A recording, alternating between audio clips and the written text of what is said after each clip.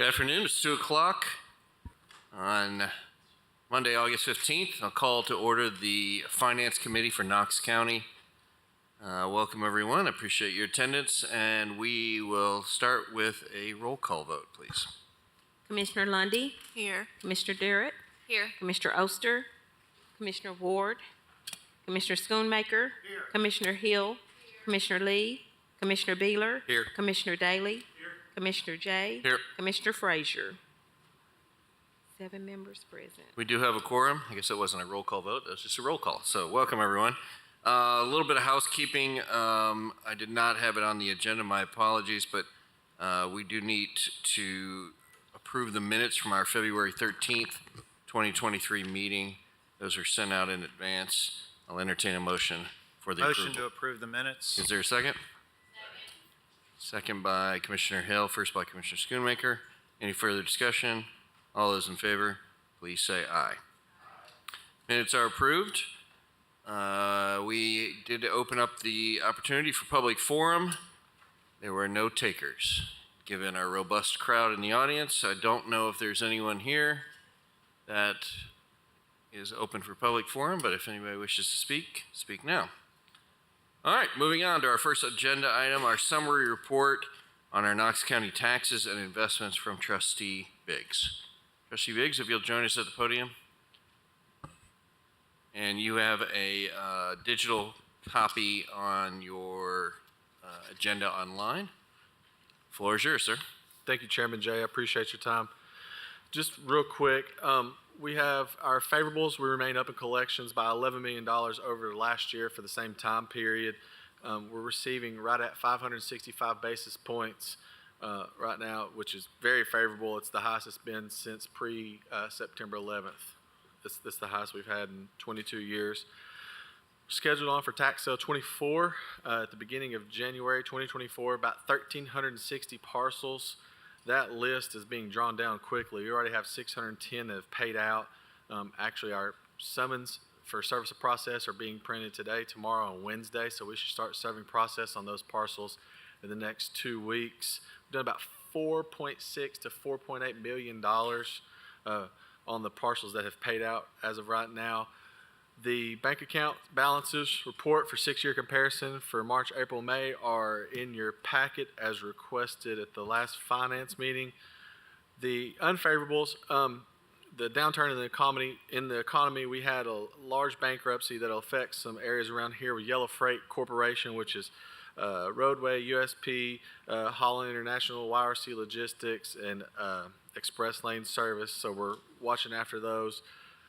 Also, one of the things that we're looking at that's not on the sheet, but we were talking about earlier, a lot of the commercial properties around here that was using the PPP loans for different things, they are starting to hit that 2-year delinquency rate. Over the past month and a half, we've done about 512 to 516 million in delinquencies on commercial properties that we went out and collected. Our teams went out and got those. We're starting to work with people on doing basically what we're offering now for our commercial businesses to ensure that they don't go out. We have a bank draft situation where they're paying monthly so they can be paid out by February 28th on their delinquencies. Also, TIF rebate payouts for April and June were $2.4 million. There was no BEP payment, obviously, for May and July. We've discussed that multiple times. To help finance schools' payroll over the summer, so the debt service payment to the sum of $80 million during that time. The trends to watch, we continue to watch the market to make sure we continue to get the best possible rate on any investments. Right now, like we stated, that 5.65 so good. We're really watching where we invest on callables, non-callables. We're doing non-callables now. We're trying to shrink that window down to where it's at, so to make sure that we're padded up enough to where when the market does start to go downward, we're good, like we talk about on investment committee with Stephen Rosen. So that's all I have for now. Does anybody have any questions? Mr. Schoonmaker. Thank you, Mr. Chairman. Trustee Biggs, will your office in the next couple months send the commissioners by district the properties that are going the January tax sale? What we're doing right now is we're sending out letters in anticipation that those letters will actually draw down, I would love to not have a tax sale and everybody pay out. That'll probably never happen. But we're trying to draw down on that amount so we don't have to put as many man hours into it. So I should have a really good list of the parcels by hopefully mid-September, whenever the tax notices are getting ready to go out too. Great, thank you, sir. Thank you. Trustee Biggs, is the schedule for tax notices still on track this year? Last year was, It's early. it's early. We're Okay, so early this year. when does that look like for the schedule? So usually it's the first week in October. We've gotten with the assessor's office and we're actually already sent our files off to the comptroller's office, and what they do is we get it from the assessor's office. They send us our roll. We got a team and we review it, kind of spot check. Then we send it off to the comptroller's office. They send it back to us again. Then we implement the tax relief and tax freeze data that also goes in, because those notices actually drop because that's considered a voucher. It's not like a regular tax notice. Then once we compile all the data together, then we send it back off to the comptroller's office again, and then when we get it back, it goes to Williamsburg for print. So right now, we're operating at about a week and a half ahead of schedule. So we're anticipating the tax notices to go out mid to late September. So about a week and a half to 2 weeks ahead of schedule.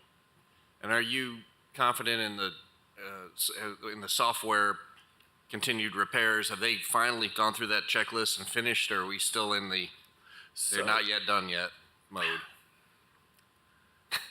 You know, I'm approaching that year mark, right? Like, and I'm confident in a lot of its capabilities, except for its delinquency capabilities. Just being totally on it. I don't like the software on that portion of it, just because it's hard for us to, just in layman's terms, a summary breakdown of delinquency. So if you're in the state of Tennessee, if you're more than 2 years delinquent, it's usually sent off to the clerk and master's office. Because us and Shelby we're structured different in government, charter form of government.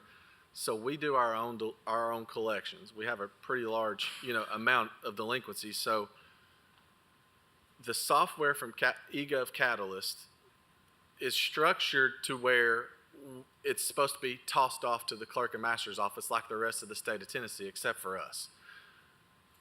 We have been working with one of the representatives, Justin Bowman, and we've gotten to the point now to where we've basically tweaked it so much on our end that like they're writing the software the way that we want it to go. And it's not bad, but the problem is I'm kind of like a pretty quick, I'm like, hey, I have 1,375 parcels for tax sale 24. I wanted it yesterday. I want the delinquency component like it should be yesterday. But we have new help. I had a big disagreement with the software company, and I told them that we would put in what's called a hot fix. What a hot fix is something that my team or myself feels like it needs to be done within 24 hours. Well, to me, any issue is a hot fix, right? So what we were doing is I was putting them in and I was labeling them as hot fixes, and they weren't getting done in time. So I called Steve, the owner of the company, and I said, I want a 10% to 25% back off of our software company, and he's off of our software contract. And he said, okay, what's going on? So I told him, so they removed the people that we were working with and gave us a fresh set of eyes, and we don't have who we used to have, and it's so much better than it used to be. Like we had people. But that's like the third or fourth crew they've given us. Yeah, well, this time it was a little more stern, I guess, is what you could say, because I was like, I'm fed up. But now we're on to the delinquency component, and that's literally the only thing that's lacking. Everything else has been great. We've got our barcode scanners now, our credit card stuff's going great. If you're a current person, and you're current on property taxes, anything, it's faster than it's ever been. But the delinquency side of the thing, because of the way us and Shelby operate, it's just personally, I don't feel like it's what it should be, honestly. Commissioner Daly? Thank you, Mr. Chair. Mr. Biggs, how are you? I'm well, and you, sir? Doing great. On the tax sale, Yes, sir. will this be an absolute auction, or I guess to finish out the question, will they have a year to pay their back taxes, or will this be an absolute? So the new statute states that, you have If you're 2 to 5 years delinquent, you have 1 year to redeem. If you're 5 to 8 years delinquent, you have 120 or 180 days. If you're 8 years or more, it's only 90 days. In our tax sale in January, all the parcels that were able to be redeemed were only 90 days. So those have been turned over to surplus now, and Powell Auction can actually sell those in surplus that we have. So the rate that we're moving on a lot of these delinquencies, a lot of them are in specific areas of town that are kind of blighted, and they're over that 8-year threshold. So a lot of them are going to be 90-day redeemable properties.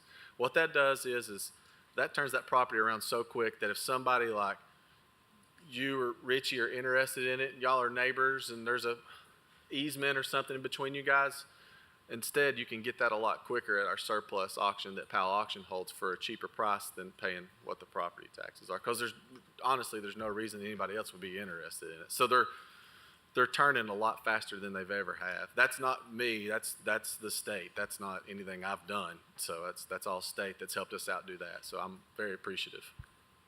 Is there one coming up with Powell Auction? I Do don't you know know. what- That's a Ben Sharble question. Over at procurement, I have no idea. All I've done is I've turned over everything to the clerk and master, and we did it back in May. So if they wanted to have one next week, they could have one next week if they're prepared for that. But I'll assist if they ever need me in any way I can. But yeah. I have Commissioner Schoonmaker. Go ahead. Thank you, Mr. Chair. Is this an appropriate time for you to elaborate on some of the initiatives that you're going to put in place to help the taxpayers with the collection or the property tax, particularly like in my district? Yeah, sure. So unfortunately, we have learned that our Farragut field office is going to be coming up for renovation. That's a good thing because, as Commissioner Beeler could tell you, it's very difficult for anybody with a wheelchair or Commissioner Schoonmaker could also tell you, it's difficult if you got a wheelchair, if you have a walker, a cane, or anything to be able to get up the flight of stairs to go upstairs to Farragut Town Hall to pay. We've had multiple issues, and sometimes that elevator's not always working appropriately. So we're moving downstairs, and to do so, we'll be more accommodating and more ADA accessible, except for the renovation is going to take 12 to 18 months. Unfortunately, that means that right when tax bills hit, we go under renovations. So our Farragut office won't be open this tax season. We're anticipating a rather large portion of the Farragut taxpayers to go to our Cedar Bluff department. Now, I would say every commissioner's probably been to the Cedar Bluff department. That's really not an easy drive to get into and get out of. Parking is kind of limited, and we have, and I would say Commissioner Beeler could probably vouch for me on this one. There's a lot of bumper-to-bumper accidents in the way that the parking lot's structured out there. And we also, whenever the fall comes, there's a lot of acorns that fall on the exit ramp or the emergency ramp that is ADA accessible. Commissioner Smith or Randy Smith from Risk Management and myself, we've looked at it. There's a big tree that's overhanging. So I say all that to say this. The Farragut office does have a lot of elderly, and we're going to offer an opportunity for us to bring our services to you with our mobile scanners and stuff like that, and come out with our credit card machines. We're going to be able to offer you opportunity to pay by e-check, and it's only going to cost $1. So I'm anticipating we're going to be in Farragut a lot. I'm trying to figure out how to just set up a table outside of the renovations downstairs and let me take payment the month of February if Farragut Town Hall will allow us to do so, and to just strictly take credit card payments, e-checks, no cash. We're not going to do cash, but it's I'm not going to lie, it's a very big hindrance right now. Farragut's one of our best satellite offices, and all of our satellite offices, we do about $24 million between all 5 of them. And I mean, for Farragut to be out, it's going to hurt this tax season. Yeah. Commissioner Hill? Just thinking a little as you're talking about all that, have you talked about perhaps trying to move into the senior citizen center that out there, or perhaps a church, or just temporarily locate? That's a good question. Thursday, I'm having lunch with David Smoke to actually talk about a secondary location for us to move into part-time. This Thursday coming up, he and I are having lunch to talk about an opportunity or where we might be able to go.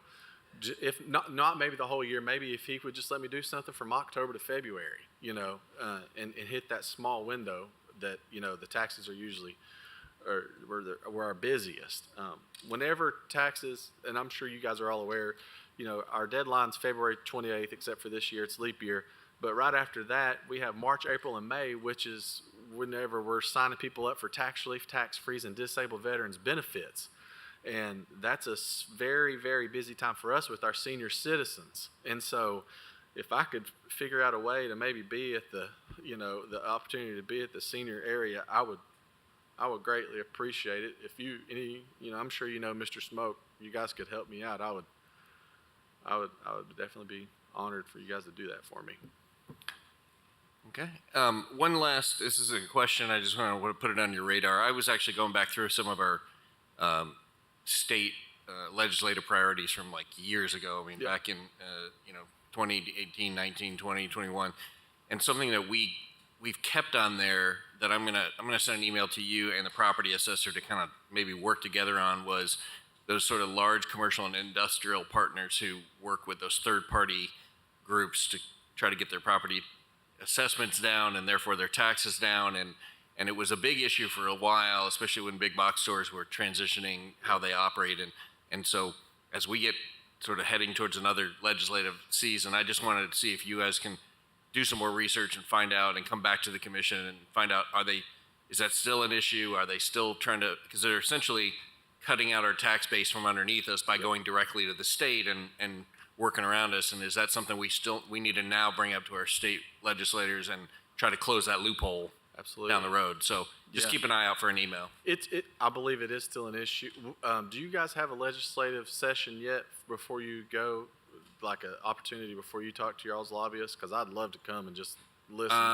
Usually, it happens sometime in the fall, and then we try to get in front of, we talk to the mayor and his priorities, we'll look at his priorities, and then we try to get together with I hope we'll get together with our delegation like in November, not in January, and start working on bills that might help us. So I'll just keep an eye out for it. I have an ask, if that's okay, that I would like y'all's help on. So whenever we're talking about tax sales, one of the things that we're working on is, here in Knox County, we do the tax sales for the city of Knoxville. Director Book and myself have talked about this many, many times. We sell the city's property. We don't charge them anything to do this. The city gets their portion of the property taxes. We get our portion of the property taxes, and usually the majority of them are in the city of Knoxville. So I ran into something whenever we were going through budget last year and kind of like penny pinching, we send off what's called excess proceeds to the state. And we've done it for years and years and years. It goes and it sits in a non-interest bearing account in the clerk and master's office, and then they have it after a specific amount of time. To my knowledge, the state's putting that money in their rainy day fund, every county that sends excess proceeds there. But I've been asking around, why do we, after we put in all the work, right? We're serving process, we're taking pictures, we're going out these properties 5 and 6 times in the city and the county. Why can't we keep the excess proceeds here whenever we put forth all the work, and we keep that money here to do things with it that we need to do? This past tax sale in January the 5th of this year, we sent $2.3 million to them. $2.3 million is huge to me, and I know it is to everybody up here too. So I'm trying to start putting it on people's radar. It's something that I want to do. I don't know if I'm going to win. I'll probably not, but I'm going to try to do everything I can to make sure we get that money back and us stop sending our excess proceeds to the state of Tennessee, and let's keep it right here so we can do things like drives and roads and other things that y'all want to do. I don't know. Let us know as you find out more. The state always finds a reason to keep more money, but right. If we want to add that something to our legislative priorities as well, we could definitely do that. Thank you so much. But I also think looking at how we operate, if we provide a service, to me, if we provide a service to the city and we do all of the work, Now, those city residents are also Knox County residents, so they pay for your office and the services as well. But if there are sort of above and beyond things that happen, then we should examine that. We've been talking about how much money we could save by just putting the city and county tax notice in the same envelope together. Yeah, I think they've been talking about that for about 30 years. So. I mean, yeah. Common sense doesn't always drive the boat, of course. Right. But all right, thank you, Trustee Sorry. Biggs. Any other Thank you. further questions? All right, thank you very much. Appreciate Thanks. the reports. Next on our agenda, we will hear from Knox County Schools Finance Director, Mr. Ron McPherson, on a report of our Knox County Schools finances. Mr. McPherson. Thank you, Mr. Chairman and members of the committee. I'll say this, if Trustee Biggs can figure out a way to persuade the state on anything, we'll be all ears. So we'll be watching that. So I'm going to probably sound like a broken record, but it's, again, the news is for a while has continued to be really positive for us. We're in a strong financial position still. We anticipate that when the books are finally closed for FY23, that we'll be in a good position. We're anticipating, again, the books haven't closed yet, but we're thinking we're going to probably land at fund balance about 12% of our operating budget for FY24, which, according to GFOA, which for school districts is pretty healthy. They're recommending 10% or higher, and of course the state requirement is 3%, so we're considerably above that. I will tell you, in years past, though, we would just hover just above that. So we sleep a lot better at night now than we used to. Sales tax continues to trend positively. It's about 15% more in FY23 over year to year over the FY22 at the same point in time. And Chris will I'm sure speak more to this, but what we are noticing over the last couple of months is that growth is starting to flatten. So again, it's trending positively, but not quite as positively as it has been. So we're keeping a close eye on that. We monitor that along with the county month by month. So we'll have a sharp eye on that. Our areas of concern are still the same ones. TISA sustainability, as you're aware, when we talked about during budget development, a considerable amount of funds from the state came to school districts. The dilemma there is that the growth models that we've seen for future years, do not appear, very positive. In fact, I would say that it would probably be difficult to even cover just natural inflationary growth. So that's why we had to be very cautious in how we budgeted for FY24. We're going to have to be very strategic in FY25 as well. Couple that with the fact that funding for initiatives through the federal dollars through ESSER. That will end in September of 2024. So while the things that we do in ESSER roll up to our 4 core priorities, just like the things we do through the other funds in our school system, whether it's general purpose and so forth, those all point to the 4 core priorities. But what we're going to be faced with is essentially initiatives competing with one another, right? So initiatives that we're funding through ESSER will be competing for the same dollars that we currently fund initiatives through the general purpose budget. So that's why we have a return on investment committee back at our place, and so we're looking at these initiatives very, very diligently, scrutinizing them as to what are the outcomes? How does that look with regards to the funding? What's the return on investment there? Although it's a little difficult, as you know, with educational initiatives, is return on investment. What does that even mean sometimes? And so, the research will say that sometimes it takes even 3 to 5 years whether you find out whether something's working or not working. If you implement it even with fidelity, right? So we're kind of grappling with some things, but I can tell you that we will have no choice but to be strategic in FY25. I know it's almost a year away, but we can't take our eyes off of that as we go through. Trends to watch, again, I'm sure Mr. Caldwell will talk more about this, but the economy, we watch consumer spending very closely. A third of our budget is funded through local option sales tax, but almost 50% is funded through TISA, and that state funding model depends heavily on sales tax as well. So that's why it's very important to us how the economy goes.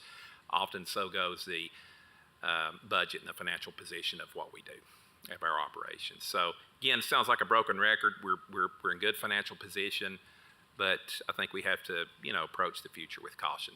In the report by the trustee, it said no BEP payments in May or July to help finance school payroll over the summer, Yeah. as well as a debt service payment of $80 million?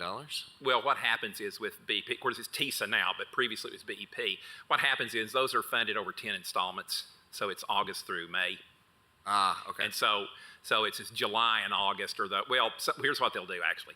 They'll fund a little, so it's pretty much in even increments throughout the year. So you'll see one in August, September, October, all the way through April, and then May comes along, and so what they'll do is they'll send a portion of it. And the reason they want to do that is because at the end of the year, you kind of settle up with how did your actual enrollment figures align with what the TISA estimates were 10 months prior, right? So then they'll settle up with the difference. They'll clear that out in June. But yeah, those 2 months, June and July, or actually May, June, and July in some form, that's where that difference is. Okay. Yeah. And given the new model, when we spoke about the new model coming out last year, some of the dust settling, figuring out what's funded, what's not, is it really gonna? Do you feel like, separate of future growth or future funding, which it seems to be a pattern of cry poor, but have lots of money in the coffers, and then tell everybody tough luck. Do you get the sense that at least the knowledge or the funding formula Yes. is known now, and that dust is settled, and you have whether it's funded or not, but it's not a question mark anymore? Yes, sir. That's Okay. correct. And the state, beginning in about April, they began to send estimates, just similar to what would happen with BEP. We ended up a little less. I'll say a little, maybe about $900,000. That's a lot of money, right? But it's in the grand scheme of our budget, percentage-wise, it was. So kind of have some forgiveness there with the state, because what they were trying to do was determine fiscal capacity, that infamous factor out there, right? That they flow through all of that, through the districts. And so as the state was finalizing the model, they were trying to finalize the fiscal capacity formula as well. But so they were good from April and on to give us estimates, although each time we looked at it, it's like it went down a little bit. It's like we want to go it the other way. But by and large, it was really close to what they had initially said. So yes, I think now some of that mystery is removed as to what the components that are funded and not funded. Okay. Thank you very much. Any questions from the commission for Mr. McPherson? No Thanks. questions when you're Thanks, sir. doing well. All right. Thank you very much. Our next agenda item is to hear from Mr. Chris Caldwell. We're going to go through a summary report, but then one of our deep dive topics after the general overview is to get a little continuing education on our fund balance and cash flow management, because it's a bit of a hot topic right now. So, Mr. Caldwell, take it away. You also have both a handout and a digital backup. Yeah, I passed out the summary that we'll touch on first, and we'll get into the deep dive into cash flow and fund balance / reserves. Basically, the financial summary that you have in front of you, the one pager, comes from the monthly financial update that we sent out this past week. That is not, just for the record, isn't completely done with the year. We're still accruing revenues and expenses through the end of this month, and then we'll eventually get wrapped up. But it's a process to close, but we're really far along, and so we'll kind of just touch where we are to date, and I'll answer any of your questions. Stop me during, and we can talk then, or whatever you prefer. So let's start in the blue shaded box on the summary, and you will see that revenues to date, as this was sent out, was almost $951 million compared to a year ago, which was 933.1.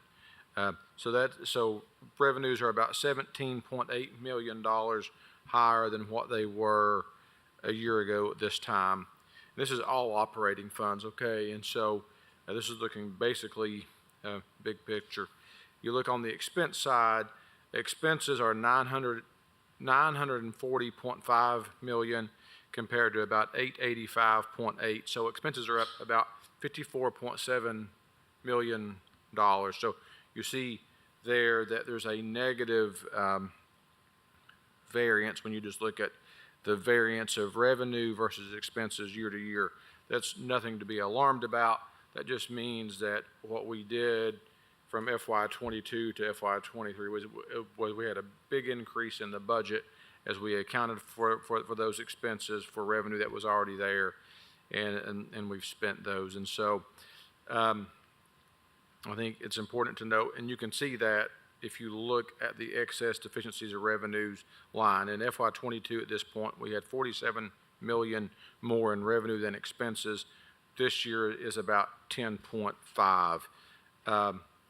And so how do we get there?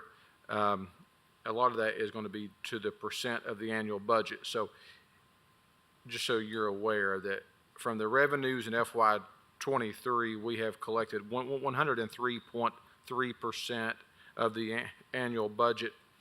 Compared to 22, we collected 105.35%.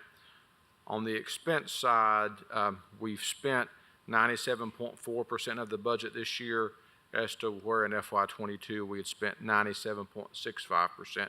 So we've spent a little bit less of our budget this year than last year, but that budget is significantly larger. We've also collected a little bit less this year above budget than we did a year ago. What I would say to that is we've done a better job of projecting our revenue sources, so we didn't have as big of an increase over what we anticipated. So a big piece of this is local option sales tax, and so we'll look at that gray shaded box, and you will see July through May. We've since received June, which I will send out to you, I think, on Friday, and we'll get into that a little bit. But as of here, we had July through May, but it also looks at a composite projection. So general fund would receive about 1.6 million more than what was budgeted for in FY23's budget. General purpose school funds about 10.5 million more than what was budgeted, and EPW is about 1.3 million more than what was budgeted, for a total positive variance of about $13.4 million. So some things to consider there, and I think this puts this a little bit into perspective. From FY20 to FY21, our increase in local option sales tax went from 179.4 million to 206.2 million, a 14.9% increase. From 21 to 22, our collections grew from 206.2 million to 237.6 million. That's a 15.2% increase. To this year in FY23, from 237.6 to 254.6, which is a 7.2% increase, which is still healthy, but it's not the double-digit growth that we saw the previous 2 years. So we collected 254.6.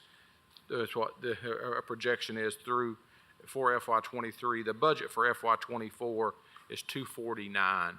So we do have a little bit of a buffer there from what we have collected this year to what we have budgeted for 24. With that in mind, though, and Ron had brought this up, and so I'll touch on this. The last 2 months of local option sales tax, so it would be May collections and June collections. Collections in what's known as situs of Knox County in May compared to the previous May was up only 0.1%, so that's flat, right? June was up 0.37%, basically flat again. So we kept on saying that we expected, the state kept on saying that we're going to hit a recession, but our recession would be flat. If you look at Knox County per se, that's pretty flat. The city of Knoxville in May was 6.7%, in June was 6.6%. That's still good growth and more growth than you would typically see, but we saw it start to turn down. Town of Farragut in May was 2.6% up to the previous May, and June was 1.98%. So once again, a downward trend. So to Ron's point, I think what we're going to see, I think what he would say as well, is a flattening of sales tax compared to where we were a year ago.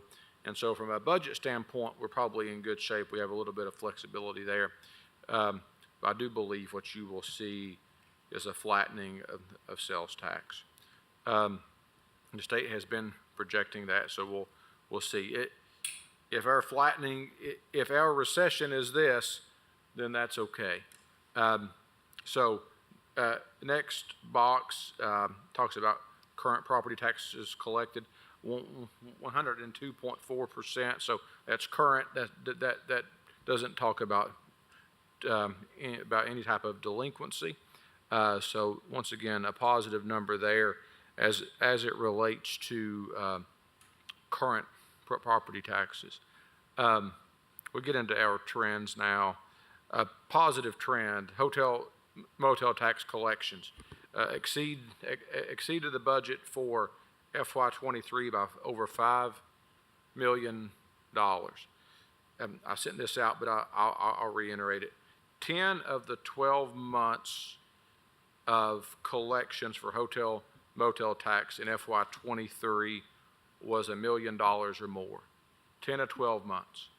We've never seen numbers like that, right, as it relates to hotel motel tax. And so our total collections for hotel motel tax was $14 million. And so once again, we've never saw that number. Our budget was $9.6 million. Our budget for FY24 is $10.5 million. We coordinate with Visit Knoxville on those budgets. We knew we were going to be low as compared to what we'd collect in 23, but you want to also have some room in there. So positive trend. You won't have, it's 50% ahead of budget basically, right? And so you sit there and you think that's really good. So if hotel motel tax is high, it makes sense that sales tax is high because there's a correlation to those two. Hotel motel revenue, though, as you all are well aware, are restricted as it relates to expense, right? It's got to be spent on tourism-related expenditures. Stable trends, we'll go on to it. Sales tax collections have decreased and their highs have stabilized. We just kind of went through that more in detail, so I think we'll continue to see a stabilization of local option sales tax. And gasoline tax collections from July through May have basically been flat. And so gasoline tax has stabilized and we're not seeing increases there. Negative trends, these were the same as when we discussed a few months ago, and it doesn't, I think inflation is coming down, but higher inflation leads to increased expenditures. That's not anything that's earth-shattering. Higher interest rates, which we are experiencing more and more now, right? I think I read this the weekend where the average mortgage interest rate's now over 7 and headed to 8. That leads to lower revenue collections, especially for the Register of Deeds, right? So if you're the Register of Deeds, you don't have any refis right now at all. There are new sales, but I think a bulk of their revenue comes from refis. That will probably pick up when interest rates come back down, but as of now, it hurts there, EPW building permits, and eventually other revenue sources. And so ultimately, as we close the books for FY23, it was a positive year from a financial standpoint. You should be able to tell that by the number that we have on our designations list tonight. $8 million for designations in the general fund is fairly high. I don't ever recall it being that high, and so that shows that we had a really healthy year. You could also look, I mean, we talked about hotel, motel tax. One other thing, we were able to terminate our swap on our bonds, which cost about $9 million to get out of. So we would have anticipated that our debt service fund would have decreased in fund balance by $9 million. It decreased by 5, so it was really 4 to the good this year. So we netted pretty decent there, and so just from a financial standpoint, healthy, and we will work to close this fiscal year and see how the new year begins. Perry would tell you he hopes to close the year by the end of December, and so there's always something that comes up, right, Perry? Every time. But I think ultimately that's our goal. It's really hard. It's really hard to wind everything down and then to put it into an annual report. But they do a really good job, and we'll get there. And we look forward to FY24. Let's see how this year starts. We, as you know, most of our revenues are 2 months in arrears. So if you ask me how FY24 is going right now, I would tell you a lot of expenses, no revenue yet. We can touch on that on the cash flow piece as well. And so it's just how our world operates, and we're used to it. But I think it'll be fine in the end. Questions? Mr. Caldwell, since hotel motel tax collections obviously are far exceeding even our current budget numbers and projections, we're all confident that vols are going to go 12-0 at home, and those revenues are going to drive even higher. What are some initiatives? I think we've seen more and more tourism activity. We've seen more and more, and these dollars can only be used for those types of purposes. Is there any change in course in things that we might invest in or get ahead of to make sure that we keep this trend? Because sometimes, obviously, these monies have to be used to reinvest into that world. Yeah, correct. And I think if you talk to Bumpus, she would tell you that the fall this year that they have laid out and have planned will be busier than last fall. And so there's a chance that these numbers maybe could even get any better, or at least be where they were. She would tell you that July was more of a slow month for them, but in initial data, it looks like it still may be really good. What drives this, of course, is average daily room rates, which we all know, if anybody has traveled, is really high. So it's high here as well. And then occupancy rates, which have held steady for around 70%. And so you take that. I was at the airport on Friday for a visioning session, and they talked about how in, I think, the month of July, they had over 280,000 people come through the airport. Yeah, So they're expanding both parking and terminal Exactly. to accommodate. So you think about that, that helps us, right? And so I think we've got a really good team at Visit Knoxville that is always looking to bring new things here and rotating things. So I think these numbers have a great chance of continuing. And then also it allows us to expand our mindset on what we can use money related to tourism on. We know that our plan is to cover the debt service payment related to the multi-use stadium out of this, which as we're going right now, won't be a problem. And it wasn't going to be a problem because we have very healthy reserves in this fund. But it enables us to do other things that's maybe related to travel ball and things like that draw people here from a tourist attraction standpoint. Well, in anticipation of this meeting and seeing that number, I actually reached out to a couple of the hotel groups that I know, and interestingly enough, they said that more competition, more hotels coming online is actually helping everybody. It's just continuing to be more and more and more inventory, which I think is attracting a lot of larger groups. I know just in the downtown area, in addition to long-term developments in the AJ building, there's another long-term hotel development near the stadium. But even in the paper mill area, which you would think is flush with hotels. There's a few more that are actually in the hopper, and that's good. It continues to add more and more inventory that people are excited about. Commissioner Hill, you have a question? Microphone? There you go. Just curious, Chris, you were talking about how you were seeing last year some, and then this year even more, this flattening of the local sales tax option for like May and June. And I'm just curious, before this past year, is it typical that those numbers go down anyway in years past or not? I would say the previous 2 years of growth are atypical, right? I mean, we typically do not see 14.9 and 15.2% of revenue growth in local option sales tax. It's just really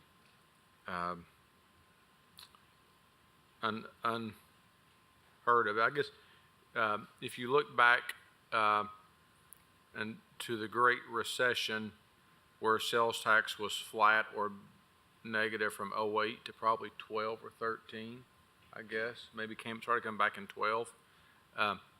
Typically, we see 2, 3, 4, 5% increases year over year. You don't see 14.9 followed by 15.2, and so that's intriguing. And so even at 7.2% this year, that's higher than average. And so I think what we're seeing is a flattening of that. A lot of things play into this, right? And so you think about this. I think I saw where the average mortgage now is $3,000 a month, right? So you think about things like that can reduce the amount that you have to spend on other expenses. So things like that can help to reduce sales tax collections, because if you're spending money on mortgage and insurance and things like that, then you're going to have less to spend on things that are not essential. So the whole thing's been atypical. I think so. I think those years where they were very high. Now, good for schools, right? So if you're on those years, and so you look at what schools have been able to do to build up their reserves. Their reserves have been built up. I don't want to put words in Ron's mouth, but local option sales tax, right? So it's revenue from local option sales tax ahead of budget have built their reserves, because 72.2% of the city's sales tax and the counties and 50% of Farragut's goes to schools, right? And so when those numbers, now part of that is this. So you can say that Ron and I did a terrible job of budgeting in 20 and 21. We really did not think sales tax would be where it was in 20 and 21, and it outpaced it tremendously. The good part about that, though, about us being so bad at our jobs, is it enabled his reserves to grow. And that's not a bad place to be, because they've got to keep 3%, and they're well above 3%. And we'll talk about reserves in a minute, about how that can play into things. But I think ultimately, 20 and 21, you were in the middle of COVID, and Ron and I were meeting and driving around at night and saying, there's nothing open, what are we going to do? There's no way that sales tax can be good for us coming in.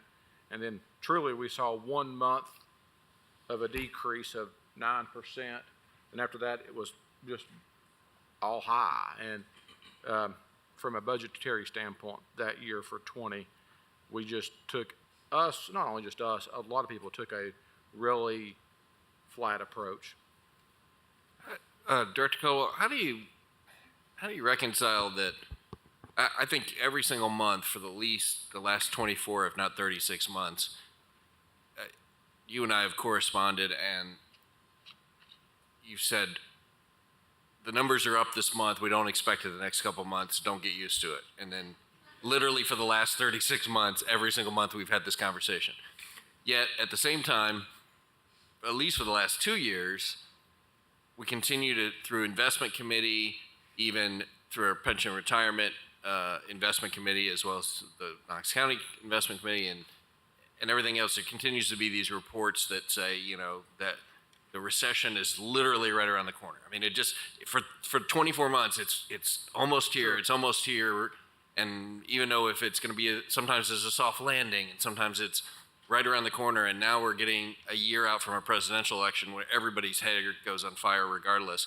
But yet, every time we hear about this pending recession, the numbers get better and better and better and better and better. How do you balance? I know you all conservatively budget across the board, but there seems to be this sort of imbalance all the time between doom and gloom and like what people are actually doing. Sure, I think that's a great question. I would say, I don't intentionally tell you all it's going to be bad and it's going to be good. I mean, it's because You just send us the data. Sure, Yeah. I'm going to give you the facts of what I have. Right, I send you dashboards that say we're in a recession. Well, that's from a reputable source that is saying by all the metrics we're in a recession. I mean, a lot of this just doesn't make sense right now, right? And so. This is the best recession ever. It's correct. I mean, that's what I've often said. If our recession is flat this year, so, I hate to say sign me up, but sign me up because then we know what it is. Ron and I, as we started to work on the budget for 24, we contacted Dr. Bill Fox at UT, who's one of the 3 people that the state call on, and we say, okay, what's sales tax going to do for fiscal year 24? He says, flat. We say, let's budget flat then. Well, it's took a few months, but it's starting to flatten out, but it's still not flat, right? And I think historically, that's what's interesting to me. And Ron's a lot older than me, and so he's been here a lot longer. I'm kidding. So you think about this. Historically, when we go into a recession, okay, in Knox County, where the country's in a recession and they'll say state revenues are down 10%, okay? We're typically down about 5%. I mean, we have some insulation because of UT, TVA, ORNL. I mean, we've got big things like that around us that doesn't make the recession as bad normally as it is for everybody else. On the flip side of that, though, when you come out and they say you're 10% ahead, we're about 5% ahead. So we're more. We have some cushioning there, which I think is not a bad thing, but the sales tax numbers, I think a lot of it is driven online sales, but I think, think about this too. The flip side of this is you see a report last month or this month that credit card debt hit an all-time high, right? So I think what's happening is people are still spending, but they're putting it on credit, and they just don't seem to care. And so that makes it hard when you're trying to think about how to manage. I think the good part is across the board in all of our funds, we have healthy reserves, and reserves as in fund balance. And it will allow us once that recession does hit, to be able to take that and just kind of level out until we get through it. Because I would probably say, and Ron will correct me if I'm wrong, schools have probably never had this healthy of a reserve. And so, people will say, well, spend it. Hold on. You want to be able to cushion that when when a down cycle does happen. I think you're only as good as the experts say. But I guess my question was how much of that cushion though is too cautionary? We're a growing county with big needs, and we sort of have this always cautious, overcautious report, vision on things where, yes, I'm a big believer in being a good, steward of the money and making sure we have good long-term planning. But we're also, we tend to sort of say, we kind of can't afford it. We kind of can't invest in that. And we have needs in our infrastructure. We have needs in our schools. We have needs across the board, and I mean, we're going to get into what our fund balances look like, but I just wonder what is that healthy balance? Because if you're always super conservative, to end up with $8 million more this year that we can spend in designations in 1 month, that's 4 or 5 times what it's been in my time as a commissioner. That's 2 or 3 more road projects that we could have gone ahead and put into the pipeline that we know we need, that we're going to sort of, once again, push off and push off and push off. So, I mean, I would argue that this commission should get more involved in the financial understanding of what our county is in this committee, because we do need to translate that to what our priorities are for every district in this county and what we put into investing instead of continuing to build this rainy day fund. I think it's a cultural thing on a state level. I mean, state has several billion in its rainy day fund, but it has gajillions of billions in its, in its reserve fund balance. So at some point, you've got to invest in your own community and your own business in order to make it better. And So here's where I wonder would if we're challenge too you. approaching, Yeah, so here's too where I would cautious. challenge you and say, here's where you're wrong. Okay. 8 million in designations is being spent. It's not going into reserves. It's things that you've asked us to do. And so we take at the end of the year, when we have these revenue over expenditure, I guess, opportunities, and then we say to you all, give us some projects that you want to do. And we do those things. And so designations don't go into reserves. If we were going to be ultrally cautious and conservative, we'd say no, none. We're not going to do any. Let's put these in reserves. But instead, what we're saying is no. Let's talk about what projects that we can do. What we like to say is one-time projects, right? One-time things. A lot of things that we heard this year during the budget process was we wanted to invest in employees, right? And so what is on this designation list is bonuses for employees. It's fine. I think we do listen to what you're saying, but designations do not roll into reserves. It's expenses that are being spent, and I think if you look, we've actually the last couple of years really not added to the fund balance of the general fund because we are doing some of these projects. Are we, in a general sense, in your opinion, too cautious for a fast-growing county, or are we about the right balance? I mean, you've been here longer than all of us collectively. No, I think we push. I mean, like, you think about, let's think about engineering of public works for a second. When you're seeing gasoline tax being flat, we can't just sit there and budget for an increase in gasoline tax when we know it's not coming. Engineering also doesn't get a lot of sales tax, but what it does, we've collected this year engineering public works sales tax about 9.9 million. I think our budget for sales tax for 24 was 9.8, so it's about flat, right? And so we spent some fund balance in debt service fund to get out of a swap. Now, we could argue we should never been in said swap, but we were in it. Now we're out of it. It's for the good. And so we have some variable rate debt that we'll start paying more interest on because of higher interest rates. So we have to be cautious of things like that. I think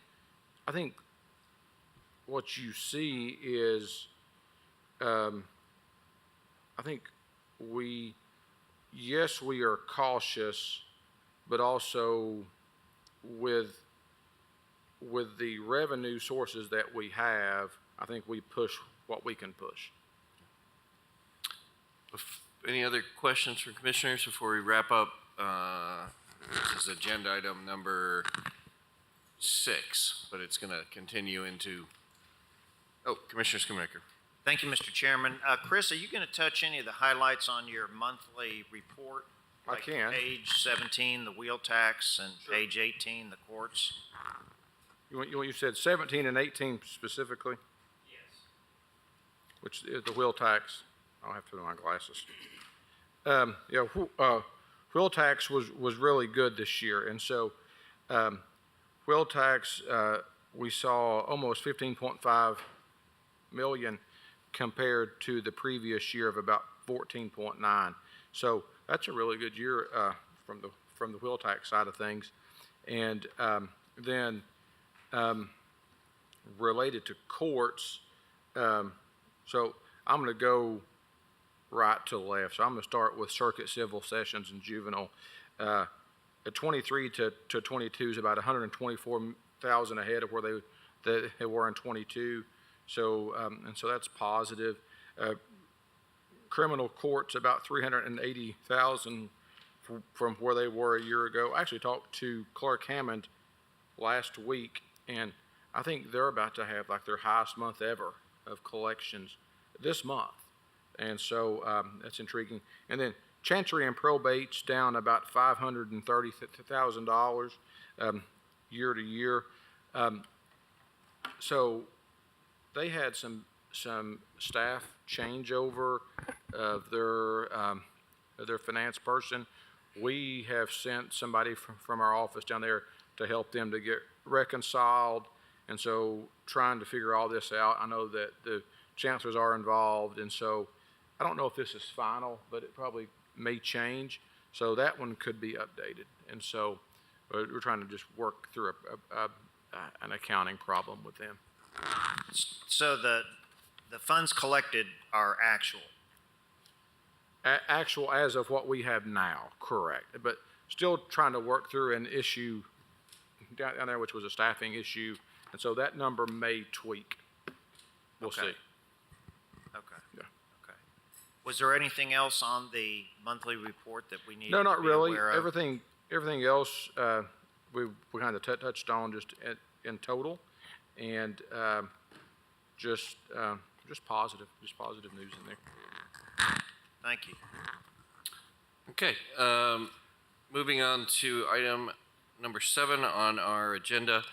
One of the items that Mr. Caldwell and I talk about a lot is fund balances and cash flow management throughout the year. So I thought we'd take a little bit of time to do a deep dive, and he's provided some information about that. Essentially, how do we manage the money throughout the year, and how do we determine how much to keep in reserves versus use to invest in the county? So, Mr. Caldwell?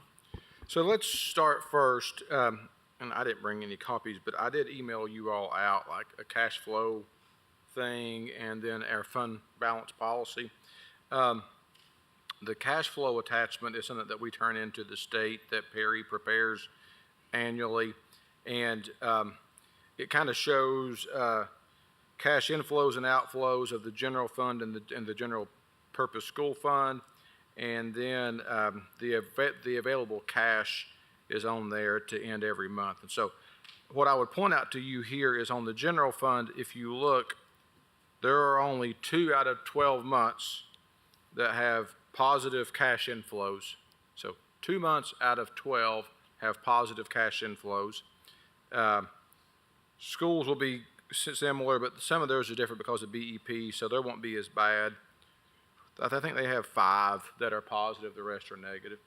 And so, and then looking at available cash, like in the general fund, we hit highs in February and March of 144 million. And then from there through November, it goes down to 73, right? And so ultimately what we're seeing, which is what we always know, is we collect revenue from property taxes November for the most part, but it's December and February are our best 2 months of property tax collections. So from a cash flow standpoint, we're higher than we just spend down is what happens. And so there are times when we could show you a balance sheet and you would say, where did all the money go? But it's liquid. And so what I've said to some of you all before is our fund balance helps us as well to withstand the low periods of cash flow. Now, we don't get nearly as low as like 3 or 4 years, I guess 3 or 4 years ago, we'd get down to like $10 million in cash in October, waiting for some property taxes to come in. And, you know, you're just waiting, and then it gets better and gets better. A lot of counties will do tax anticipation notes, right? Because they know they don't have cash to make it, so they do. But you have to pay for tax anticipation notes, and so they're not free. They're also known as TANs. And so our positive reserves help us to have liquidity during times like this. And then also our overnight bank rate on interest is 5.65%. So it's not like that's doing us a disservice just sitting there, right? And so that's a positive rate of return on that. And also on top of that, we do some investing. The trustee does some investing with Raymond James, but even they will tell you that at an overnight rate of 5.65%, it's hard to beat that. And so cash flows are interesting. Ours are not nearly as tight as they used to be, and it helps us to be more flexible. I also then sent out what County Commission approved a few years back of our general fund operating reserve policy, and it starts off about purpose and definitions. Some of the things that are important in this policy, so we'll get into these. Reserve levels, the county will maintain as of each fiscal year ending June 30, a minimum level of unassigned fund balance in the general fund equivalent to 3 months or 25% of regular ongoing operating expenses, including transfers out. GFOA recommends 2 months. We went with 3 months. Back when we did this policy, it has really served us well. Funding of general fund reserve targets will generally come from excess revenues over expenses or from one-time revenues. Conditions for use of reserves. It is the intent of the county to limit use of general fund reserves to address unanticipated, non-recurring needs. I'm sure you've heard that before from me. Reserves should not be used to support recurring annual operating expenditures outside the current fiscal year. And here's an interesting thing too. Excess of reserves. In the event reserves exceed the minimum balance required, the excess generally may be retained. If management and commission deem appropriate, portions of the excess may be used for the following: to provide funds for pay-as-you-go capital expenditures, to pay one-time expenditures that do not increase recurring operating costs that cannot be funded through current revenues, or to prepay existing county debt and or pension obligations. And so that are some of the things that's in our operating reserve policy. We state a lot in here about unassigned fund balance, and we'll get into why that's important in a minute. And so I sent you all also a few articles from the GFR. I'm going to embarrass you now. Who read the GFR without going to sleep? Without going to sleep? Oh, I don't know about that. But So it's funny. This actually was in the GFR this month, so it was appropriate. And so just some things that are in these articles that, and I'm not going to sit here and go through every page, but I'm going to touch on some things that I think are important and tell you, try to explain to you our philosophy on why we do certain things and some things that we may look to tweak. And so first, let me start here. And Perry is going to hit me because I'm going to get on a soapbox, and he doesn't like when I get on a soapbox. So it's kind of interesting to me where GFOA says you should have 2 months of reserves in your fund balance, right, in reserves. But then they send out these articles to say maybe you shouldn't have 2 months in your reserves, right? So they want you to rethink, but they also will say that it's local. But what they also say in here, which is very important, and the thing that I think is most important, is while we at GFOA and you may think you don't need, that you just need 1 month of reserves, not 2, you may want to listen to what your rating agencies say at Moody's and S&P, because that can affect your bond rating. And so, to me, what we hear from our bond rating is always important. And so we'll get into that here. So on the first page, under the should we rethink reserves, there's one thing that is a bugaboo of mine that is at the bottom of the page in blue. Reserves versus fund balance. You'll hear me say this a lot. Fund balance is an accounting term that describes the difference between assets and liabilities. Reserves is a budget and policy term that describes the fungible resources available outside of the budget for use, and the resources appropriated inside of the budget are insufficient. So there is an overlap between fund balance and reserves. You'll often hear people will just refer to as reserves. You will always hear me say fund balance. The reason being, we have a policy that talks about we keep our 3 month of amount in unassigned fund balance. We have not set aside, quote unquote, a reserve. We keep ours in unassigned fund balance. And so reserves are the liquid financial resources that local governments do not include in the annual spending plan, resources that are held back from the budget and held in reserves for some other purpose. The most important purpose is to respond to significant, unplanned, and unavoidable cost or revenue losses, such as a natural disaster. So Can I stop you Yeah. at that point? Have we ever had has Knox County ever had a emergency reserve fund, a natural disaster fund? Because I'm thinking about this past month. We had a tornado come through Knox County. We had a lot of communication about things that we could do as a, what is our role in this and what can we do to help support the community.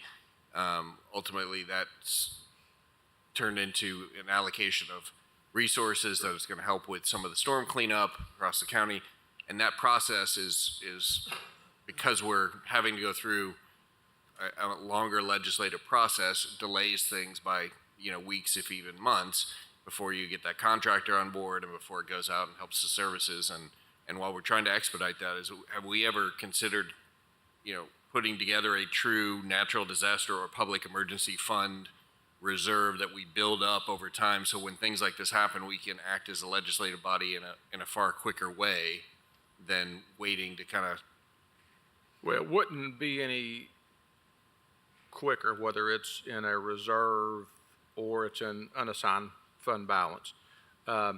We can do an emergency contract, which we have the contract with the company that you're referring to already in place. And so all we're asking for now is an appropriation of funds to pay them.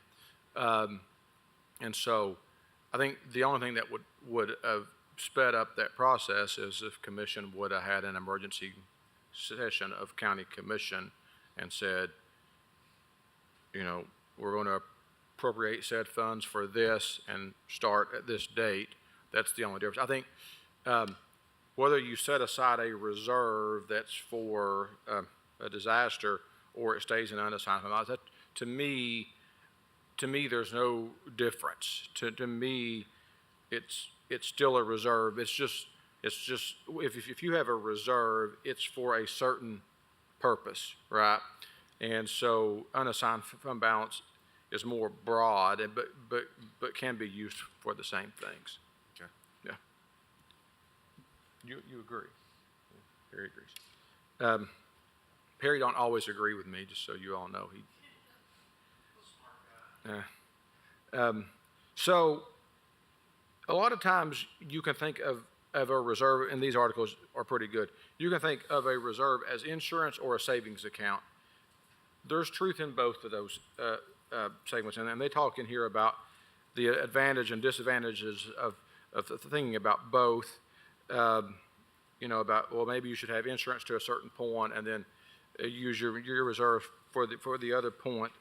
And then thinking about it, and a lot of times you do that also because what you try to do is you're trying to relate this to something that the average person understands, right? So if you talk to an average citizen and you're talking about a savings account, they understand that more than if you're talking about unassigned fund balance or a reserve. They're not like the three of us who are nerds and that's all we do. But I think that's why you do things. Or insurance is the same way, right? You know you have insurance to a certain point, and then it's on you after that. So in these articles, they talk about that a lot and try to explain the reserves in that sense.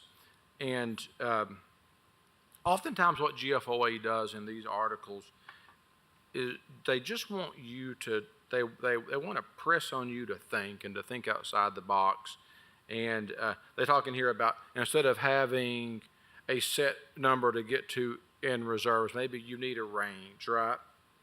Okay, that's fine. We can put a range on it. Actually, we probably have a range every year because every year that our budget either increases or decreases, then our number fluctuates. And so there's some of that.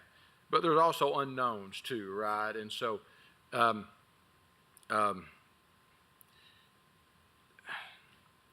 so there's a chance of experiencing a loss from a totally unexpected source or the unknowns. I mean, so trying to think of something.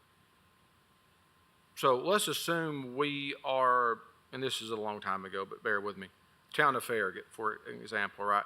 Used to not wholly, but a big piece of their budget was hall income tax, right? Well, state does away with it, right? State says we're doing away with hall income tax. So if they had put reserves to the side and was counting on hall income tax year over year and that gets taken away, then they're going to have to go back and amend their policy and also either or come up with another source that goes in there. And so not knowing the unknowns also and things that are out of your control can change your way of thinking. But you know, so let me say this too, and this is what, so what we hear year over year from Moody's and S&P on our ratings call is they will say you have an above average debt burden, as an example. They'll say it's manageable and you do a good job with it. But what offsets that decrease that they may give us in that area is they love the amount of reserves we have. And so they'll say, you keep a healthy amount of unassigned fund balance, and it gives you flexibility to do things that you need to do, right? And so if you're not on those calls, then you don't hear that, right? You don't hear that's what Moody's and S&P like. Now, is Moody's and S&P the end all be all? No. But if Moody's or S&P said, we don't like some of the changes you made, we're going to downgrade you from a AA plus to a AA, then our interest rates go up, and then when we have added interest expense, then we can't do certain projects, right? And so despite what these articles say, I lean more heavily on Moody's and S&P because I don't want to do anything that's going to impact that rating. Listen, I don't have to get to AAA. You know, listen, we'd love to sit up here and all smile with a AAA bond rating. The difference between AA plus and AAA is minute, right? I mean, you often wonder if it's even worth getting there because it's harder to stay there than it is, and then there's a bigger story about getting downgraded. You don't need to report that, Jesse, because you're going to say that I never want to get to AAA. It's not what I said, but there are, I mean, you look at it, there are, you never hear about, you know, there's a little story when somebody goes to AAA, but when they lose it, it's huge, right? Oh my Lord, they have, the U.S., right, recently, and S&P changes the way what we can buy now. The state says we can't buy certain treasuries now because the U.S. got downgraded. So keep that in mind. We listen a lot to what S&P and Moody's say, and that drives me more, don't tell GFOA this, than what they say, but they do say to develop a comprehensive reserves policy. We have that, right? So we have a policy, and they say every year, Knox County, thank you for having policies. They say that they then deem you to have good financial management. So we not only have a reserve policy, we have a debt service policy, capital asset policy, maybe a couple more. And So- remind, are all of those put in one package to approve on an annual basis during our budget process? No, ultimately, you approve them one time. Now, if we ever make changes to them, we would bring changes to you Okay. for approval. So it just stays as is in perpetuity does. unless changes are made? Correct. And I think, listen, there's one thing that these articles may do is Perry and I will sit down and we may make some tweaks to our reserve policy based off these articles. Will they be major tweaks? No, but there may be some changes that we think are worthwhile. You know, so as an example, they say in here, optimize your investment of reserve funds. So they're telling you, if you can be less liquid, invest those funds. Okay, we already do that, but a lot of times now, what happens is with a 5.65% overnight rate, you just leave it there. It just stays, and that rolls. And I think there's also a good on the article, page 30. There's a history of interest rate differences between bond ratings. That's pretty interesting. That there's not a lot between AA and AAA. There's some, and if you're AA plus, you're a little higher than AA. And talks about ratings and things like that. And so I think these articles are good though because it just helps us to think and stay fresh. And Perry and I and a lot of our team members, as much as I was giving them a hard time, we do go to a lot of GFOA seminars and webinars, and they do provide a ton of good information. This one just humored me because I'm like, your policy says you should have too much of reserves, and now you're saying, well, it's more of a local thing. And it is a local thing. I think, you know, to your question, Larson, could we say unassigned fund balance is $80 million? Let's put 10% of that into natural disaster reserve. We could, and then it would show as a reserve fund balance 8, unassigned 72, but really it's the same thing. And so we just chose to keep ours more broad in the sense of keeping it unassigned. Now, listen, I would But say like this, the hotel motel tax, that obviously that's based upon a tax of legislative, origin, but that can only be used for X.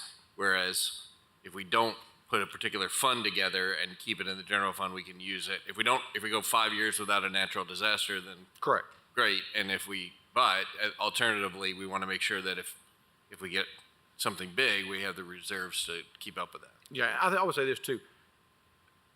When I'm quoting 2 months from GFOA and worth rents, we're talking about general fund. If your schools and Ron, GFOA has a different recommendation for schools on top of what the state says. And I think for us, I think in this article it says that AAA counties have 35% of reserves in reserves. So that's between 4 and 5 months. So GFOA is recommending 2 months. A AAA county has 4.5 months of reserves. And so you think about that, and it's kind of like, not that they have to talk, but rating agencies want you to be in one place and others have a different location. think you can be in a fairly good spot. You know, we've tried to get to a spot to where we're liquid, which we are now, from the standpoint of not worrying about cash flows year over year. We're able to help with some one-time expenses as we close out the year, and we're in a spot too. And I would say this: I'm going to speak for Ron. Countywide, whenever the recession hits, whenever it is, we can withstand that recession because of these reserves. And so this is what we would build them up for. Not saying that we wouldn't cut back on some expenses, but you wouldn't feel it, right? We're going to use some reserves. That's what they're there for. We're going to use some reserves. That's what they're there for. And I think that part is useful. And so, we appreciate questions and comments like, do Commissioner Jay and I always agree? Sure, no. I mean, I don't agree with myself. I mean, it's fine. But it's fine. I mean, so we talk and then we come out and we're fine. And I'm that way with everybody. You can challenge what we do, and we'll explain what our mindset is. I would say this: I would always rather take a semi-conservative approach to budgeting, have money at the end of the year to where we can come back and say, okay, what are some projects that we wish we could have done that we can do now? And best part is to pay cash for them, right? I mean, so that's just some examples. Like we're doing that with the new EPW facility. As you know, our goal was to build that facility and really bond very small amount of it. And so, Are there other questions for Director Caldwell? All right, thank you for the additional information on our fund balances and cash flow management. I'll ask the committee, are there future topics that you would like to add to Finance Committee meetings to get a more intricate dive into? Beeler?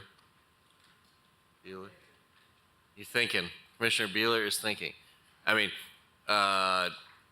debt, sales tax, property tax, bond ratings. I mean, is there anything to add to future agendas that's off the top of your head?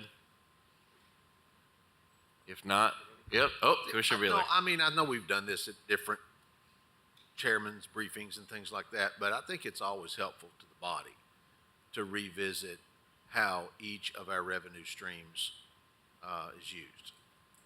For instance, property tax, local option sales tax, all of that. But, certain percentages of this go to schools and roads and libraries and so forth. Just, it's good for this body to see a breakdown of all of that from time to time. Okay, that's a great topic for next time. We'll add that to the agenda. I also think it's also good to, you alluded to it, Director Caldwell, quickly, of just how, especially property tax or sales tax is broken up. We've got Town of Farragut, we've got the city of Knoxville that contributes a certain amount to the schools, the pie gets divvied up and used. So wheels tax gets divvied up to 4 or 5 different elements. I mean, it's yeah, one thing too. complicated. So I'm glad that was brought up. And so we had a somewhat of a discussion this year because we moved some of Ron's property taxes to debt service, and some of his board thought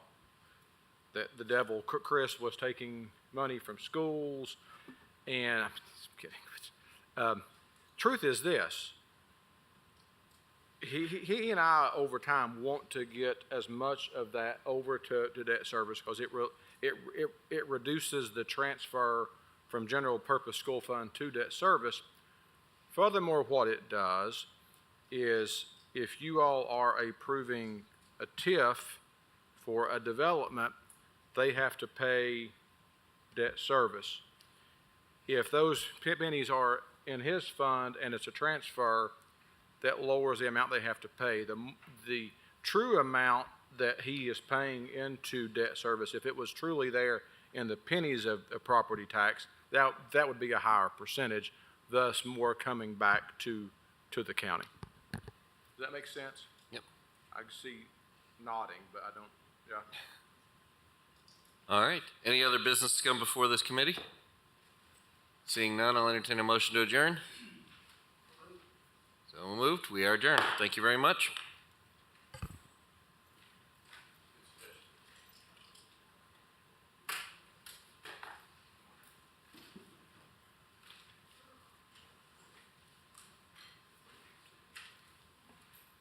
Can you write an article, Jesse, on that form possibly? I think I am going to do something on the whole recession discussion. Kind of stuff chasing the tail of the, or you know, trying to get ahead of something that then never quite shows up. It's the great recession that never happened. Right. I mean, and you know what I said, I mean, I'm not trying to pass